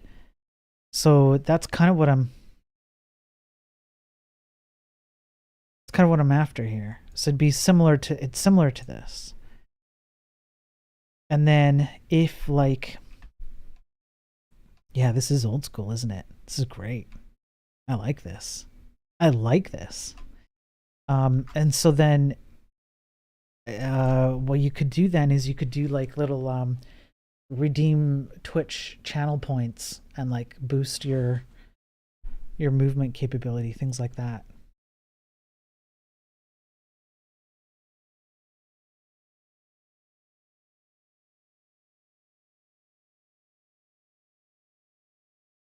Okay, that could work.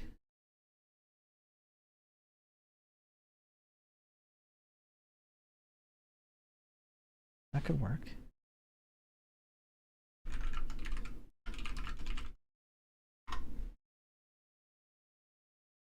All right.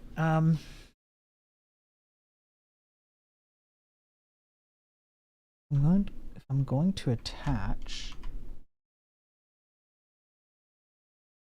like this, do I have? Yep, there it is. End turn. That would be an event. So I have an event called end turn, which is great because now what I can do is somewhere in here,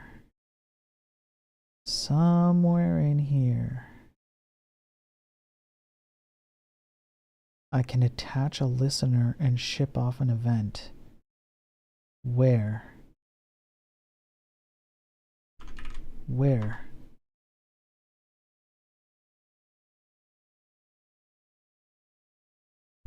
it has to be in here for single player because these are all multiplayer.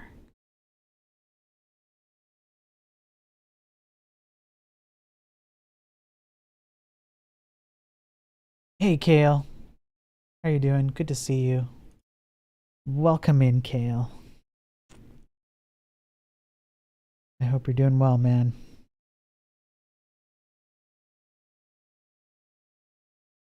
Update mode, update element count, update paused, update current entity turn, toggle display. No, it's gotta be doing all right. Back to game dev. Yeah, I figured I'd spend a few hours working on the game today. Just trying to have a little bit of fun, make some progress here. What time is it? I'll probably stream for another hour working on the game here, and I'll call it a stream. But yeah, I thought it might be fun.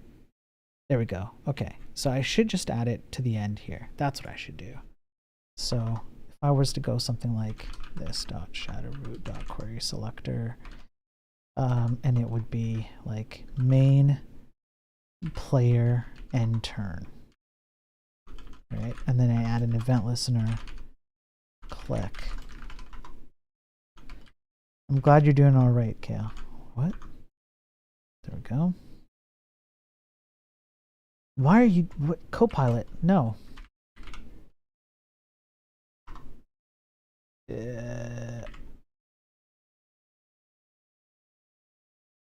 I want to turn off Copilot.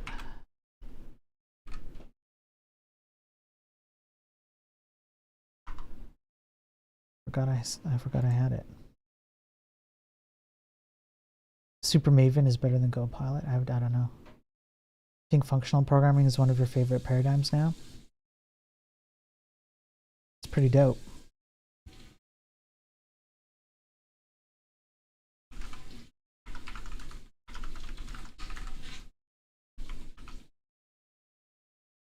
Hey, MyTech. No, I'm not playing SimCity. I'm not playing SimCity. How do I send an event? Event bus, trigger event.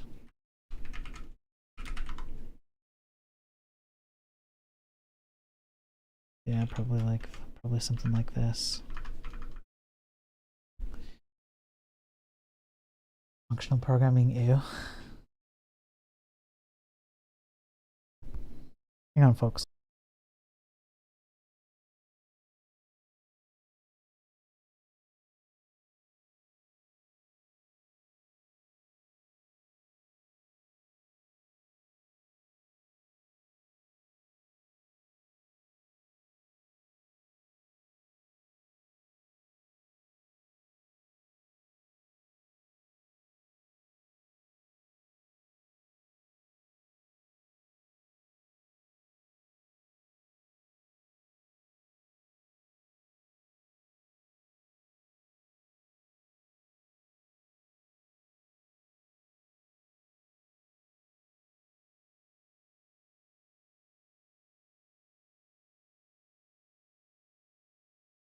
Whoops.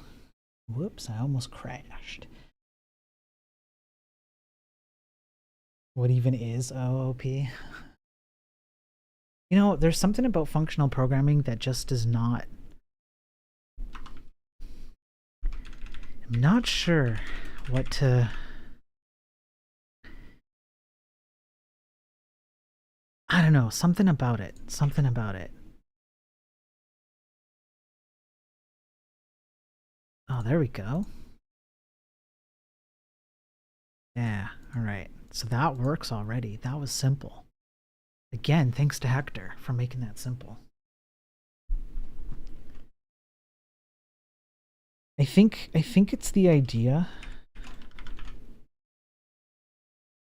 that what even is functional programming? Yeah. I think it's the idea that you're replicating memory a lot and it feels gross.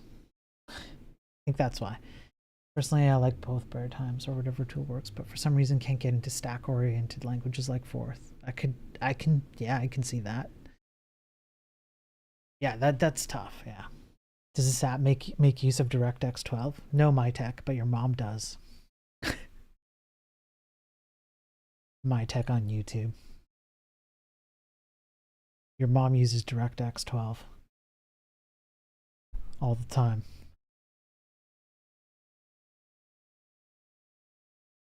Also, how are you doing, my tech? Good to see you.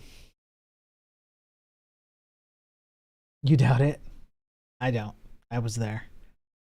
Source, trust me, bro. Your mom uses DirectX 12 all the time. Source, trust me, bro.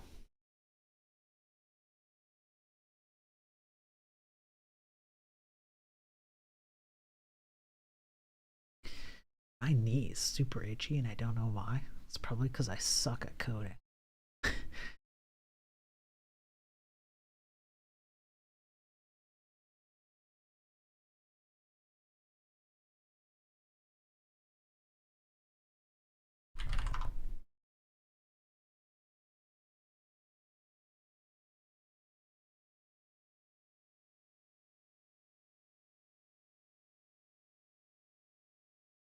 One second.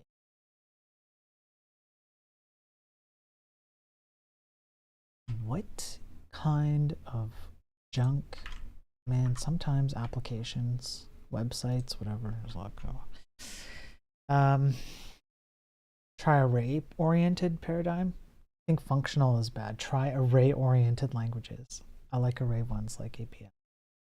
I love array-oriented languages. Functional programming is no variables. True, yeah. You're doing fine, my tech? Yeah. How about I find a job? Yeah, how about I find a job? See, this is a problem that I have. So like, I don't know things like Next, T3, React well enough to jump to have a fighting chance at most jobs out there, because most jobs want heavy front end frameworks like that. And that takes me out of the running right away. So there are some really good opportunities for people who know it. And I'm just like, unless someone's willing to let me, ramp up on the stuff that I'm missing. Because it's not like I don't know it at all. I just don't know it very well. It's hard. Could learn React in a week. It's at the level I would be coming in at like almost a intermediate level, junior to intermediate level of React. And if I'm going to ask to come in as a senior developer, that doesn't match, right? It does not match. And I'm not convinced that you could learn senior aspects of React in a week. It would take longer. And I would be expected to know that up front. So somebody would essentially, I'm just trying to be honest, right? I'm trying to make sure people understand where I'm at. Somebody wants to, give me the opportunity to ramp up to that, I'll do it. Despite my ick factor, but I'll do it. But I can't genuinely, honestly say that that's where I would start at that senior level, even though I'm a senior developer. That makes sense. Not for those particular kinds of frameworks. Other frameworks, yeah. Other libraries, yes. Other languages, yes. Sucks.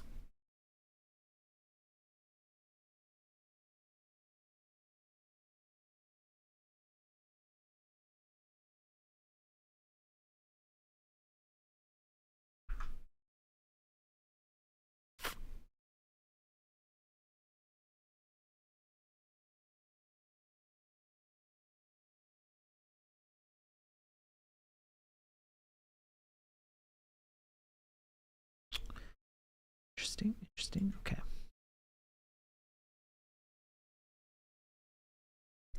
Okay, since the end turn button works, which is fantastic, why don't I also do the attack? Wait, do I have an attack event? Sure do. So, is it as simple? Could you imagine if it was this simple? Add an attack, and then add an attack. Okay, so the button would ship off an attack. Now, if I move this over, now we're talking. Now we're talking.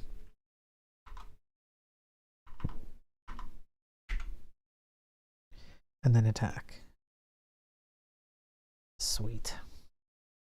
Sweet. My favorite array language is J. It's easier to learn than APL. I don't know anything about J. I didn't even know there was such an array language called J. I had no clue.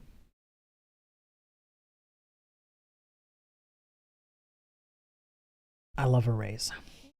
They're so simple and yet so powerful.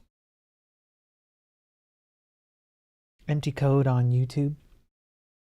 I'm trying to get back into back-end development. I'm trying to get into back-end development this summer, but I can't choose between Go or JS or C#.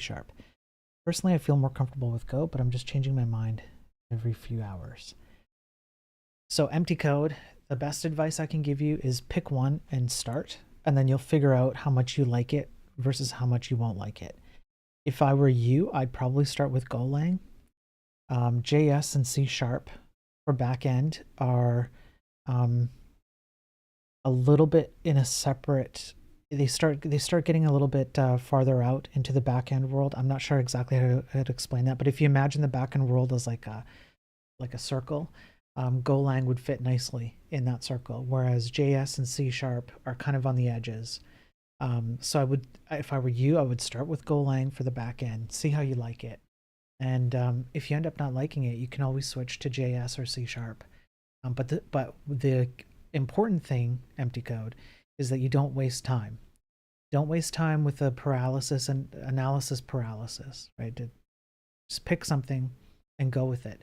The sooner you try it out, pick a project, try it out, the quicker you'll figure out whether you like it or not, and whether you want to stick to it or not.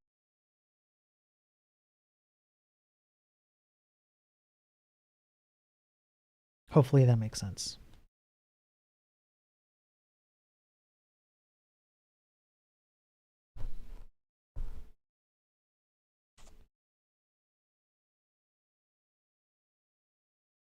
Cool.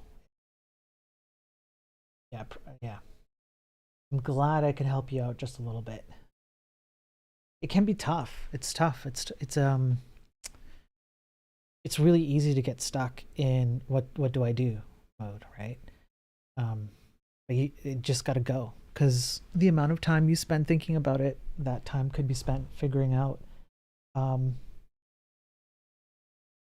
what you want to do.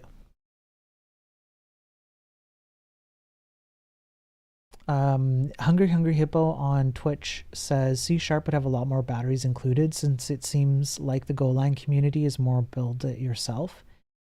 That's something to consider. Empty code, what Hungry Hippo says there. C# would probably have more batteries included, yeah, and Golang would be more build it yourself. That's a consideration. But still, I think Golang is simple enough that build it yourself is not an overwhelming feat. It's not daunting. If you have to build it yourself in C#, for example, that might be more daunting than build it yourself in Golang. And I would argue that empty code would probably learn a lot more by doing it in Golang in a shorter amount of time. But would probably learn a lot more over a longer amount of time if done in C#. So, if it was me, I would just jump into Golang. It's just an easy entry point. Just build a bunch of stuff, learn a few things, and then see how I land. There's also a very good beginner book for Golang. It's called Let's Go. I just couldn't find any beginner book for C Sharp. Yeah, that's also true. The C Sharp lends itself more to like more advanced topics, whereas Golang lends itself more to simpler topics. Not that you can't do anything more complex with Golang, but it simpler things are more approachable in Golang, and that's why I think it would be a good one to jump into. Yeah, IbraDev on Twitch says Go is pleasant and the documentation has never disappointed me. Has nice books as well. Yeah. And if you're Hungry Hippo on Twitch also says if you're trying to get your foot in the door, I've seen more .NET jobs, but I guess that depends on where you're located. It can, yeah. Golang's picking up, I think. .NET probably outnumbers Golang jobs. If I had to take a guess, it's just a wild guess. I don't know if that's true or not. But I think I would argue that for empty code on YouTube, the primary key here would be what will help you to learn and ramp up general principles of backend coding more. And I would imagine that Golang gives you a nicer entry into that. And then you could switch over to C# after if that's what you really wanted to do once you've picked up a bunch of stuff in an easier to use language, arguably.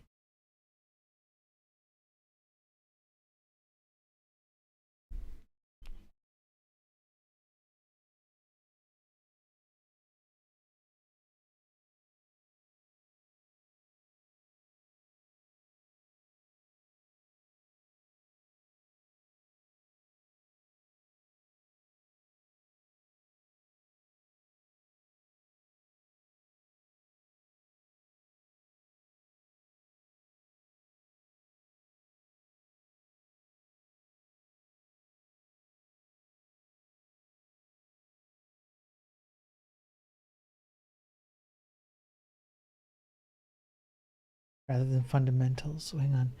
Rather than fundamentals, which I need as a beginner. Yeah. Yeah. 75% of jobs listed where you're at, Ibra, are .NET. That's crazy. That's a lot.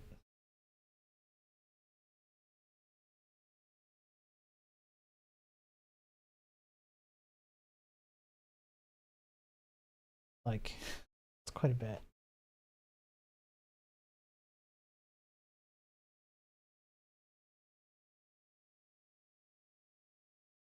So yeah, I guess I'm going to stick to something as simple as Go to learn the fundamentals. Yeah, empty code, that would be my suggestion.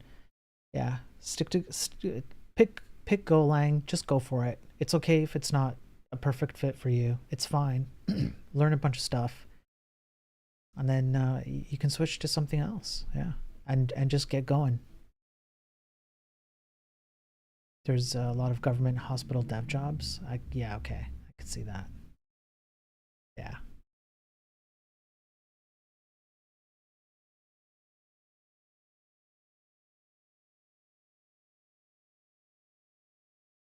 Yeah, exactly. Empty code. You can switch later. You can switch later. Do something that makes it approachable and just give it a go, and then make a change later. C# jobs are just a lot here. Yeah.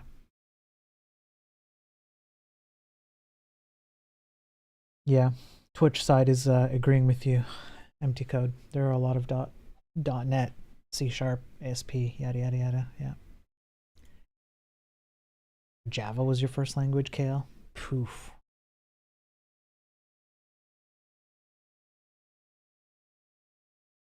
I know, Ibra. I know. Our government spent $50 million on a failed medical app. Yep. Thanks, Canada. That's my tax dollars.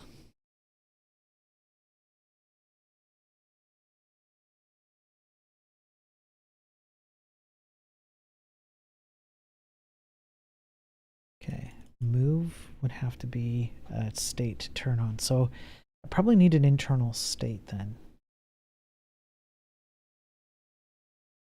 I guess I need entity, like an internal state of like will move, or like intent.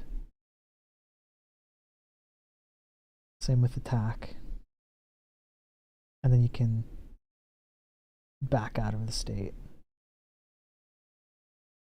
That way the WebAssembly can maintain the state of the entity as like, I've decided I'm going to move, or I've decided I'm going to attack, and then it can do stuff internally, and then your front end can render that.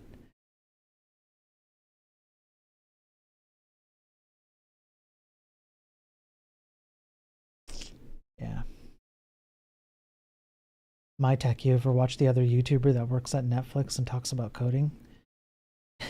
Depends on which one, because I know one who used to work at Netflix.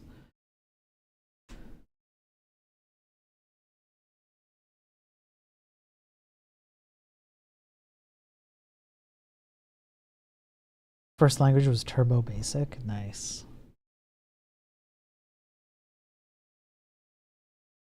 Your mom worked at Netflix. You know what, Owen? I'm gonna strip you of your VIP badge, son. VX Netflix guy likes Go also. Yeah, he does. He does also like Go. Yeah, you think so, my tech? Sure. No, Dad, I worked too hard for this. You haven't earned my respect, son.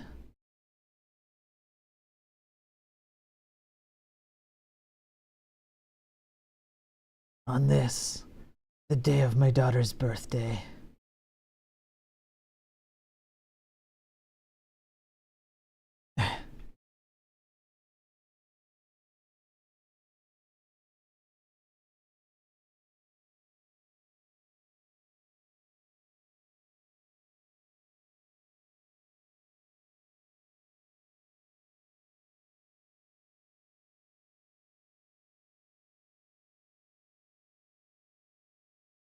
Yeah.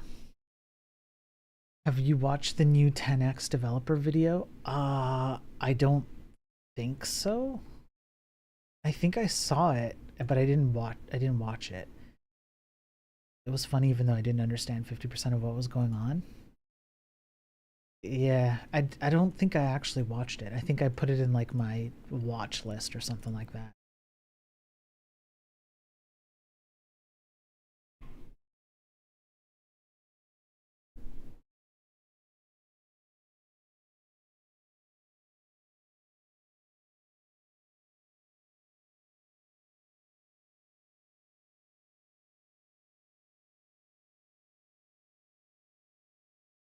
Okay.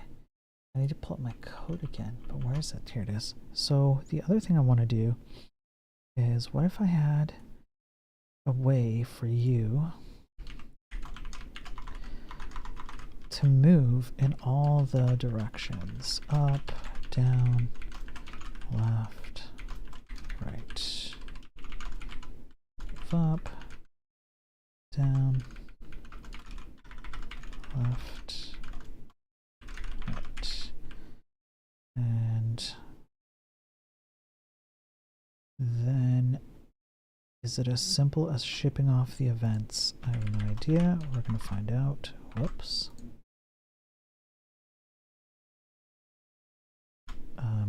Main player, move up. Let's just see if this works. Up. Is it truly this? It is indeed. Is indeed that. Let's go have a look. Perfect. So now we have controls for everything. This needs to be cleaned up quite a bit. Left. No, wait. I want to do this in order because my OCD. Light OCD. Right. Right. So I would go like left and the turn and the turn. Yeah. Perfect. And then attack. And then, yeah, perfect. Okay, sweet.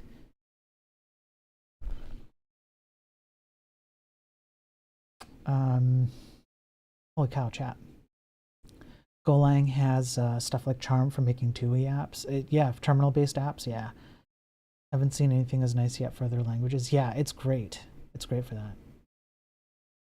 Almost every computer comes with basic, so every kid at home could pick it up and write for if print. It's true, yeah, basic.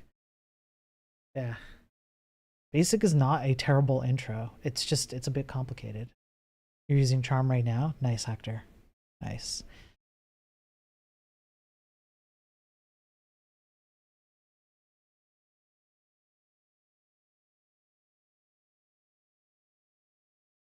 Yeah, I know my tech. I know who you meant.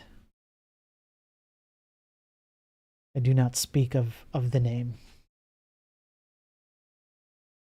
Do not dare speak the name.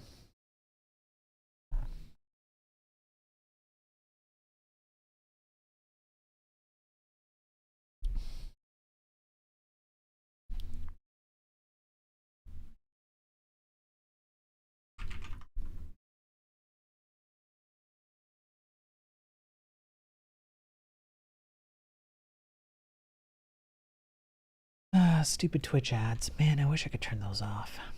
I really do.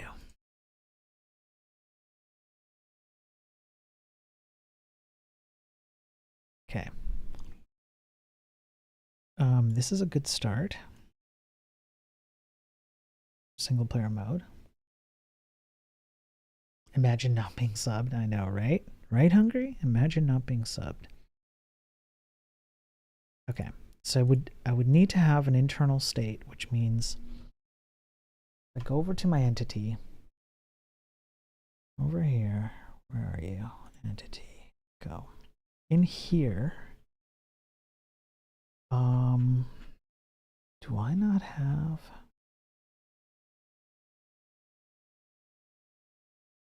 Oh, you know what? Bum, bum, bum. Okay. Boof. Thank you for the follow on Twitch just now. I appreciate it. Make sure you say hi if you're here. So we can welcome you in. But if you're doing a flyby follow, thank you anyways. So now I need an entity state, which leads into substates. So my entity state needs to contain like if I can move or attack, I would choose one of these, and then it would be like I am in the attack state, which then leads into the attack component, which then has its own state.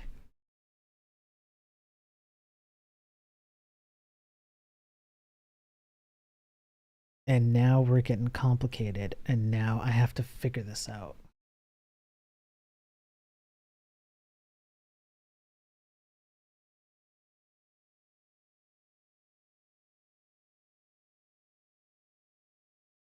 Good night, Empty Code. We'll see you. Hopefully we'll see you soon, man. Take care of yourself. Zig is a great C alternative. It is.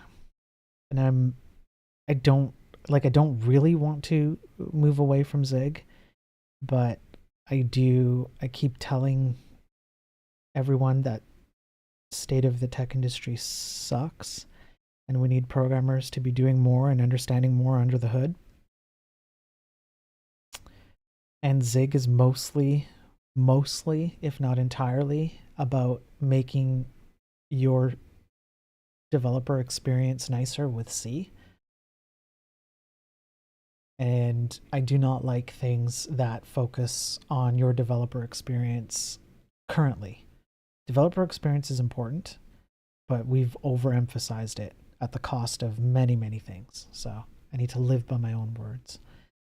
Probably shouldn't use C in production, and I stand by that. You can if you're good enough, but that's the problem, Hector, is that how do we get there? How do we get it so that people are good enough to be able to use C in production? And that's where I'm trying to get to. All by myself, with my influence. Ghost Magic says you have a crap load of languages. They're all hard to install, all with a crap ton of libraries. Not sure if you can learn easier now. I don't know that if it, yeah, I don't, from one perspective, you can learn easier because it's easier to jump into things now because they're catered to the lowest common denominator and your developer experience. But I think it's actually the quality of what you learn is lowered, not necessarily that you can learn. It's what you're learning, and I think we're overemphasizing teaching crap to people.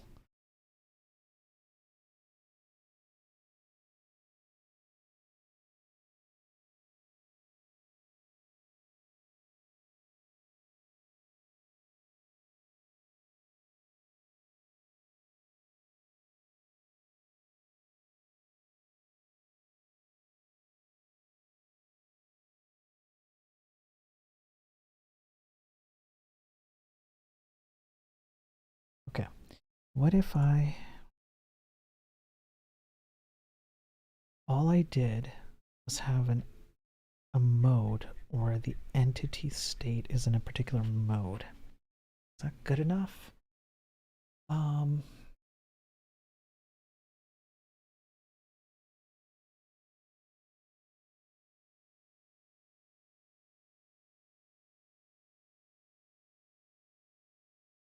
Could I just have a mode for my entity state? And it would be like a finite state machine of modes, and so depending on what the player wants to do, it would put it in that mode and only receive actions like so the okay so if I click on attack, it would put the entity state into an attack mode, and then I could only do escape or like a back to put it back in idle mode.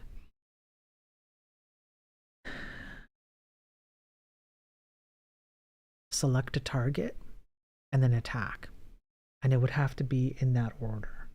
And selecting a target and attacking would go into the attack component, so it's literally just idle or other modes. And then you'd let the individual component finite state machine handle what actually happens in that mode. That's probably what I gotta do here. I like C, but after seeing many vulnerabilities, unless you're a god at making safe C code, I agree with Hector. Yeah. Get the argument. I get the argument that we should use JavaScript less on the server side, but replacing Node with C is a bad idea. Currently, Hector. Currently, I would agree with you. And Kale, yeah, I agree with you. You have to be extremely good, which is rare, I think, in order to run good C code on the back end. I think Zig is probably a good compromise. Rust is probably a good compromise overall if you're going to run those things on the back end. I guess what I'm saying is yes, and yes, you guys are right, and I think we need to move the industry. Like, we need to move programmers, and we need to ask programmers in the industry to understand the underlying fundamentals of what they're building way better. And if we did that, then I think you could move a lot closer to, hey, it's actually not so bad to write C code on the back end because a lot of us know a lot more, kind of a thing. Like, I think we can do better, I guess, is what I'm trying to say. Now, currently, we're not. And so I would agree with your takes. We should just embrace existing tech like PHP and Ruby. People complain about Ruby speed, then let's fix it. Stop jumping ship once an issue pops up. That's difficult because depending on who's running the show on a language, library, or framework, you might not be able to fix it. Let's go Rust, Phoenix, PHP. Don't use C directly on the server. Not Phoenix, Elixir. Yeah. Rust is nice until the difficulty explodes exponentially, although that hasn't happened to me yet.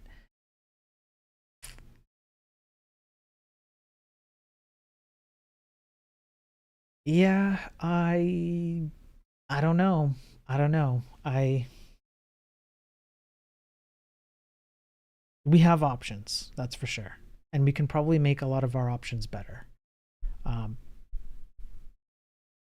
But again, I just think if programmers stepped up to the plate, generally speaking, or we asked them to, we'd find that there are a lot more programmers that we could trust to write relatively good C code. And then the ick factor of C on the server would be lessened, I guess. It's like the bare minimum take I can give from my perspective. Personally, I use D over C, and C++ is garbage collected, but you can turn off the garbage collection if you want. I don't. Yeah, you can. C++ is way too overcomplicated for me personally.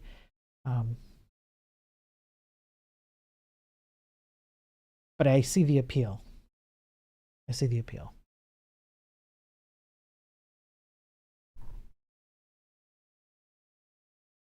bedtime. See you later, Ibra. What do you think of Lua? Lua's fine. It's simple and easy to use. I wouldn't use it for anything too complicated, but for simple stuff, it's fine.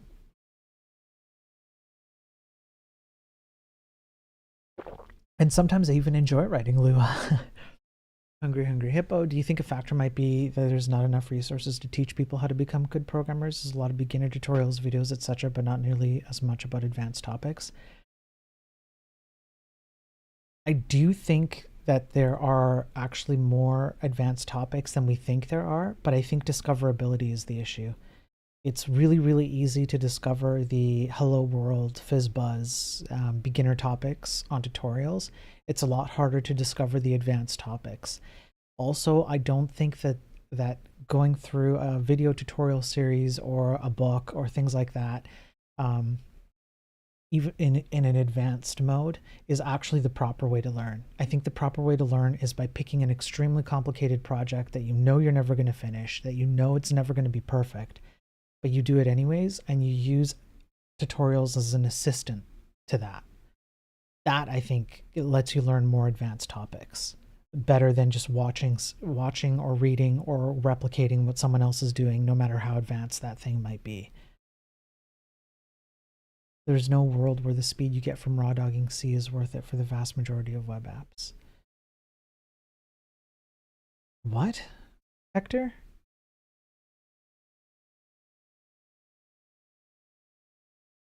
There's no world where the speed you get from raw dogging C is worth it for the vast majority of web apps?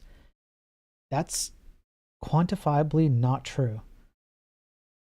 If you could raw dog C and do it well, there's a reason why many websites focus on performance as a direct metric to user experience and income, and that has been scientifically studied. So yes, not only is that false, but in reality, companies have entirely focused on performance as a direct metric of how well they're going to do.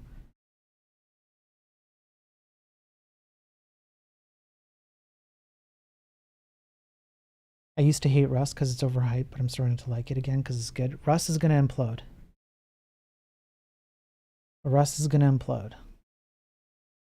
It might take some time, but Rust is going to implode on itself. And yeah, performance good, memory leaks bad. C is not safe for production. Okay, Hector. Yes, I agree with you. I guess we're talking a little bit past each other. What I'm saying is, if you could write very good C, and it didn't have memory leaks, and it was safe for production, that's what I'm talking about. Right? If you could have those things, then companies scientifically can make a case for why that would be a good thing if you could do it. But yes, to your point, Hector, can you do those things? And it's like, we can't do it right now. Right? Rust looks overcomplicated. Yeah. Chat is unforgivably stupid sometimes. If you could, but that will never happen, nor should it. Why should it never happen that you can write safe for production, non-memory leaked C code? Why should that not happen, Hector?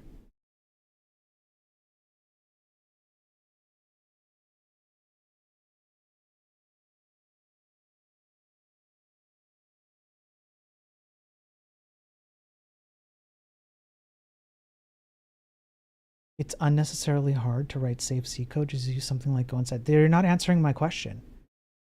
Unless the answer to your question is because it's hard. Is that the answer?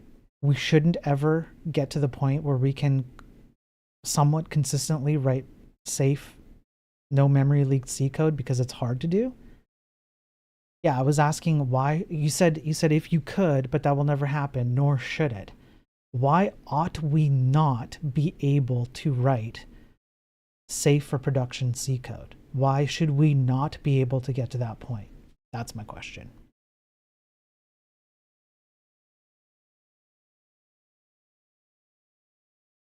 Not can we, why shouldn't we? Right? Because you said should.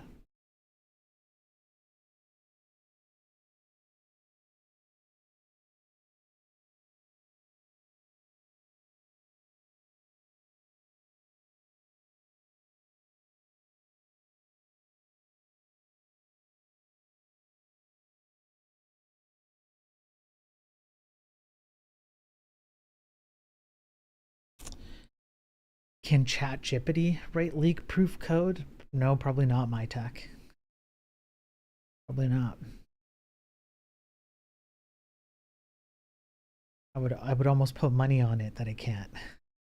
Most of the time. Vast majority of the time. Maybe if you like wrangled ChatGPT just right, it would do it, but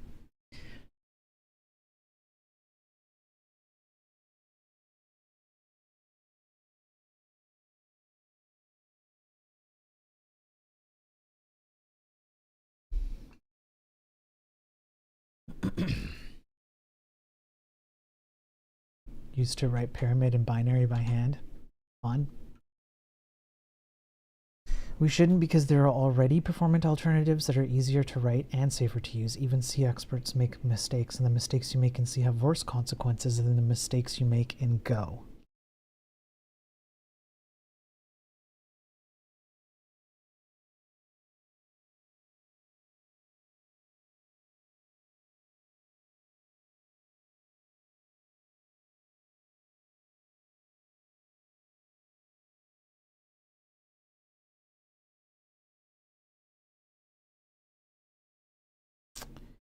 Um, that depend. Okay, so I agree and disagree. In current real land,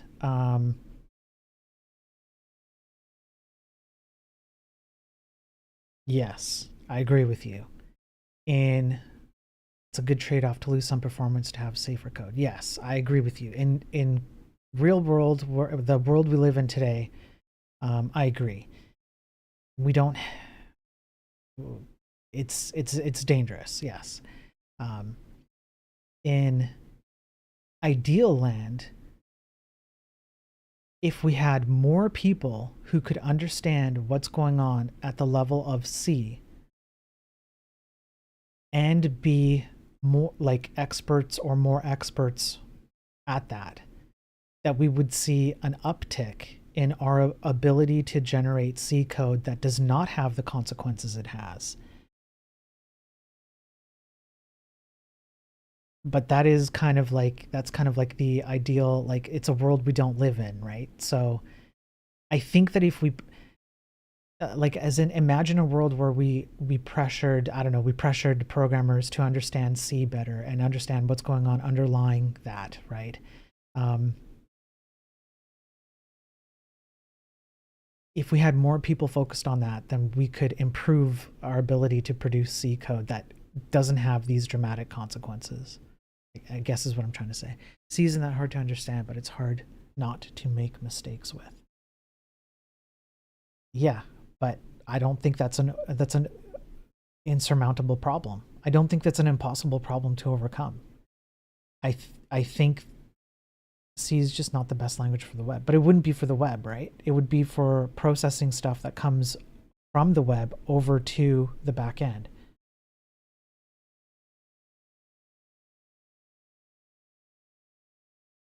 So, besides that, that's kind of not the best argument because everything talks to C at some point.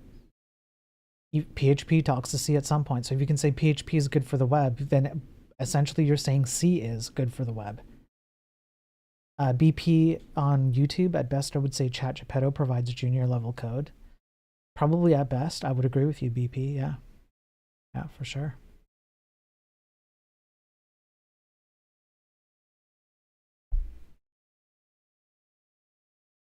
ChatGPT is just not that great at code, honestly.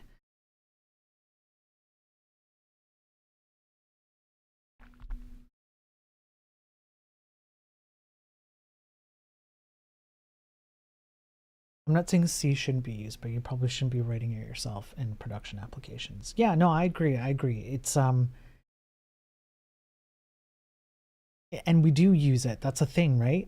Like if you're going to use something like Golang or PHP or whatever, you are under the hood using C essentially. So it's not that C itself is the problem. It's the use of C that's more the problem. And that's why I think that it's not an impossible ask to ask more of our programmers to understand it better so that we could overcome the problems with C potentially. I think it would improve our quality of output, even if all we did was focus more on C in certain niche elements of of their usage, but more people knew it and how to wrangle it appropriately. Even that would boost would boost our ability to produce quality stuff on things outside of C as well.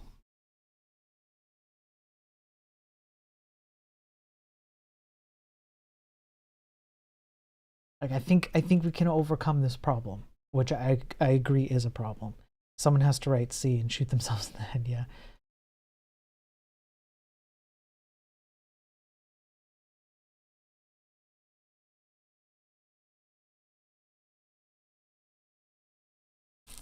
Someone has to do it. Someone has to take one for the team, you know?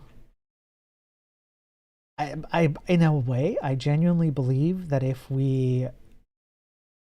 the industry more or less just slowed down for a hot minute and we took a big one for the team, we'd actually see a big improvement in our ability to work with these problems. I don't think there's an argument for the majority of web apps to be written in it. Right now, Hector, I agree. I agree. But I think we could get to the point where more web apps could be written in it if as a whole we could move that forward.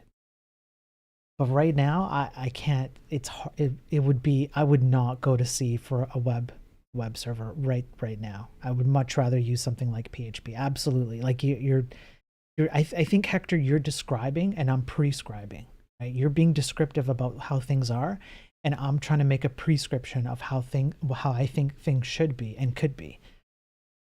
That'll be the new standard for getting into the industry. You have to put in a few years of writing C first and pay your dues. That would be dope. I would totally be behind that.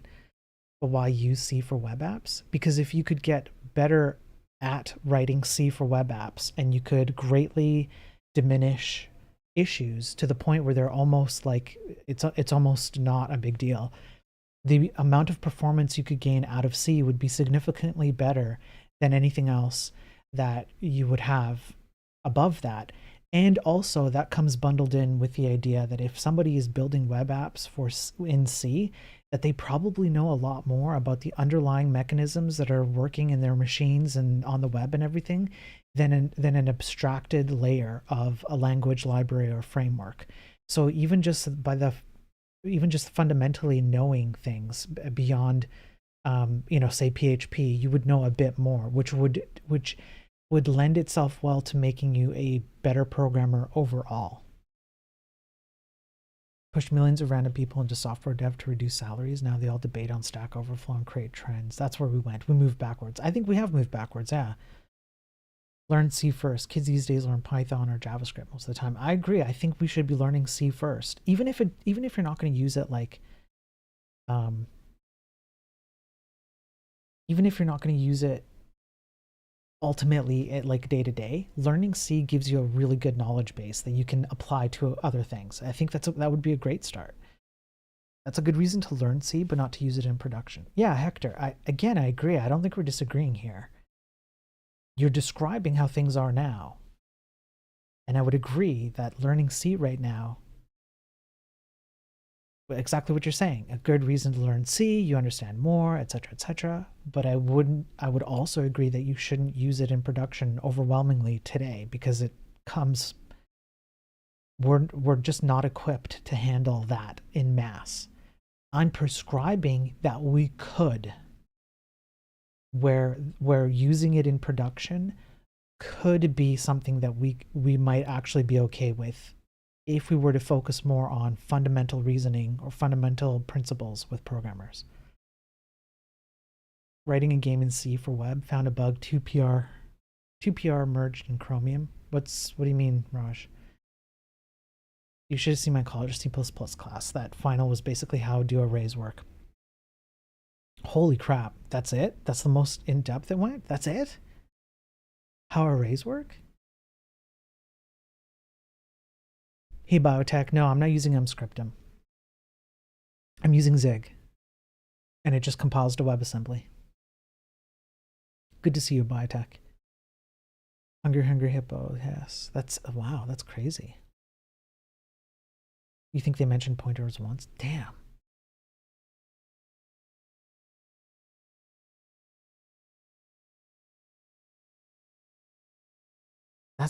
That's pretty not good.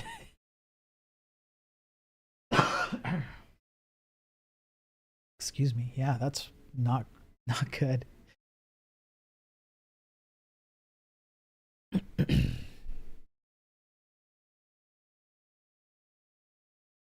Easy A though? I mean, yeah, but if that's what we're considering training in you know, college or university for computer science or whatever, it's yeah.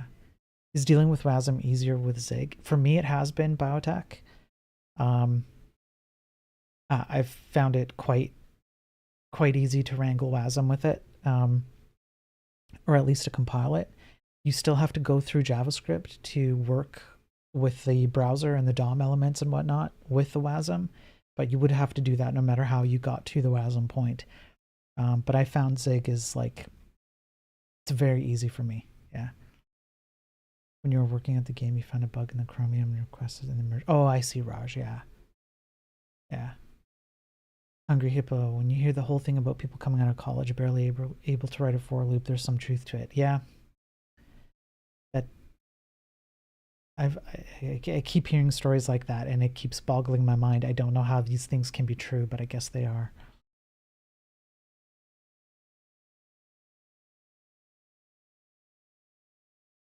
Still waiting for Mojo to open source. I don't know what that is. I don't know what Mojo is, Raj.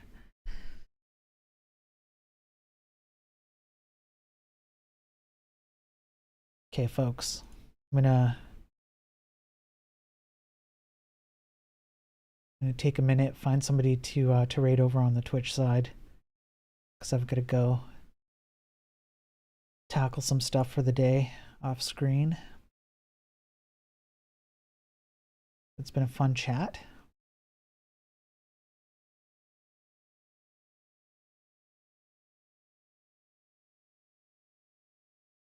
I might come back later and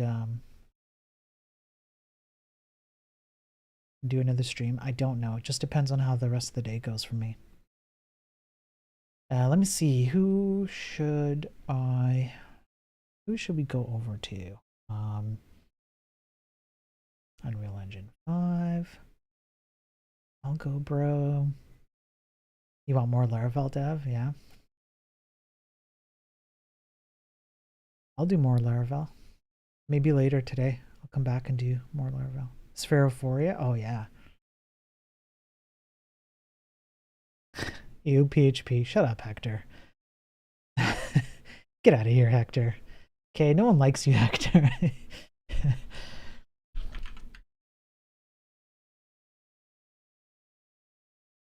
Spherophoria? Yeah, let's do that. Let's go over to Spherophoria, okay? We'll go over there. We'll raid over. Make sure you say hi. Yeah, I'll start the raid here. And then, yeah, there we go. Yeah, so thanks everybody for jumping on today. It's been a short stream, but it was fun just working on the game. I've got some stuff to work on. It was fun catching up with all of you. good to see some of you who I haven't talked to in a while. Yeah, so I'll either be back. I'm not exactly sure when I'll be back, but I'll try and be back later today. We'll see what happens. But yeah. So have a good day. Have a good night, whatever you're doing. Except for Hector. You suck, Hector. But thanks everyone for being here. I'm sorry, Hector. I'm such a jerk sometimes. Okay, we'll see you later. Peace out.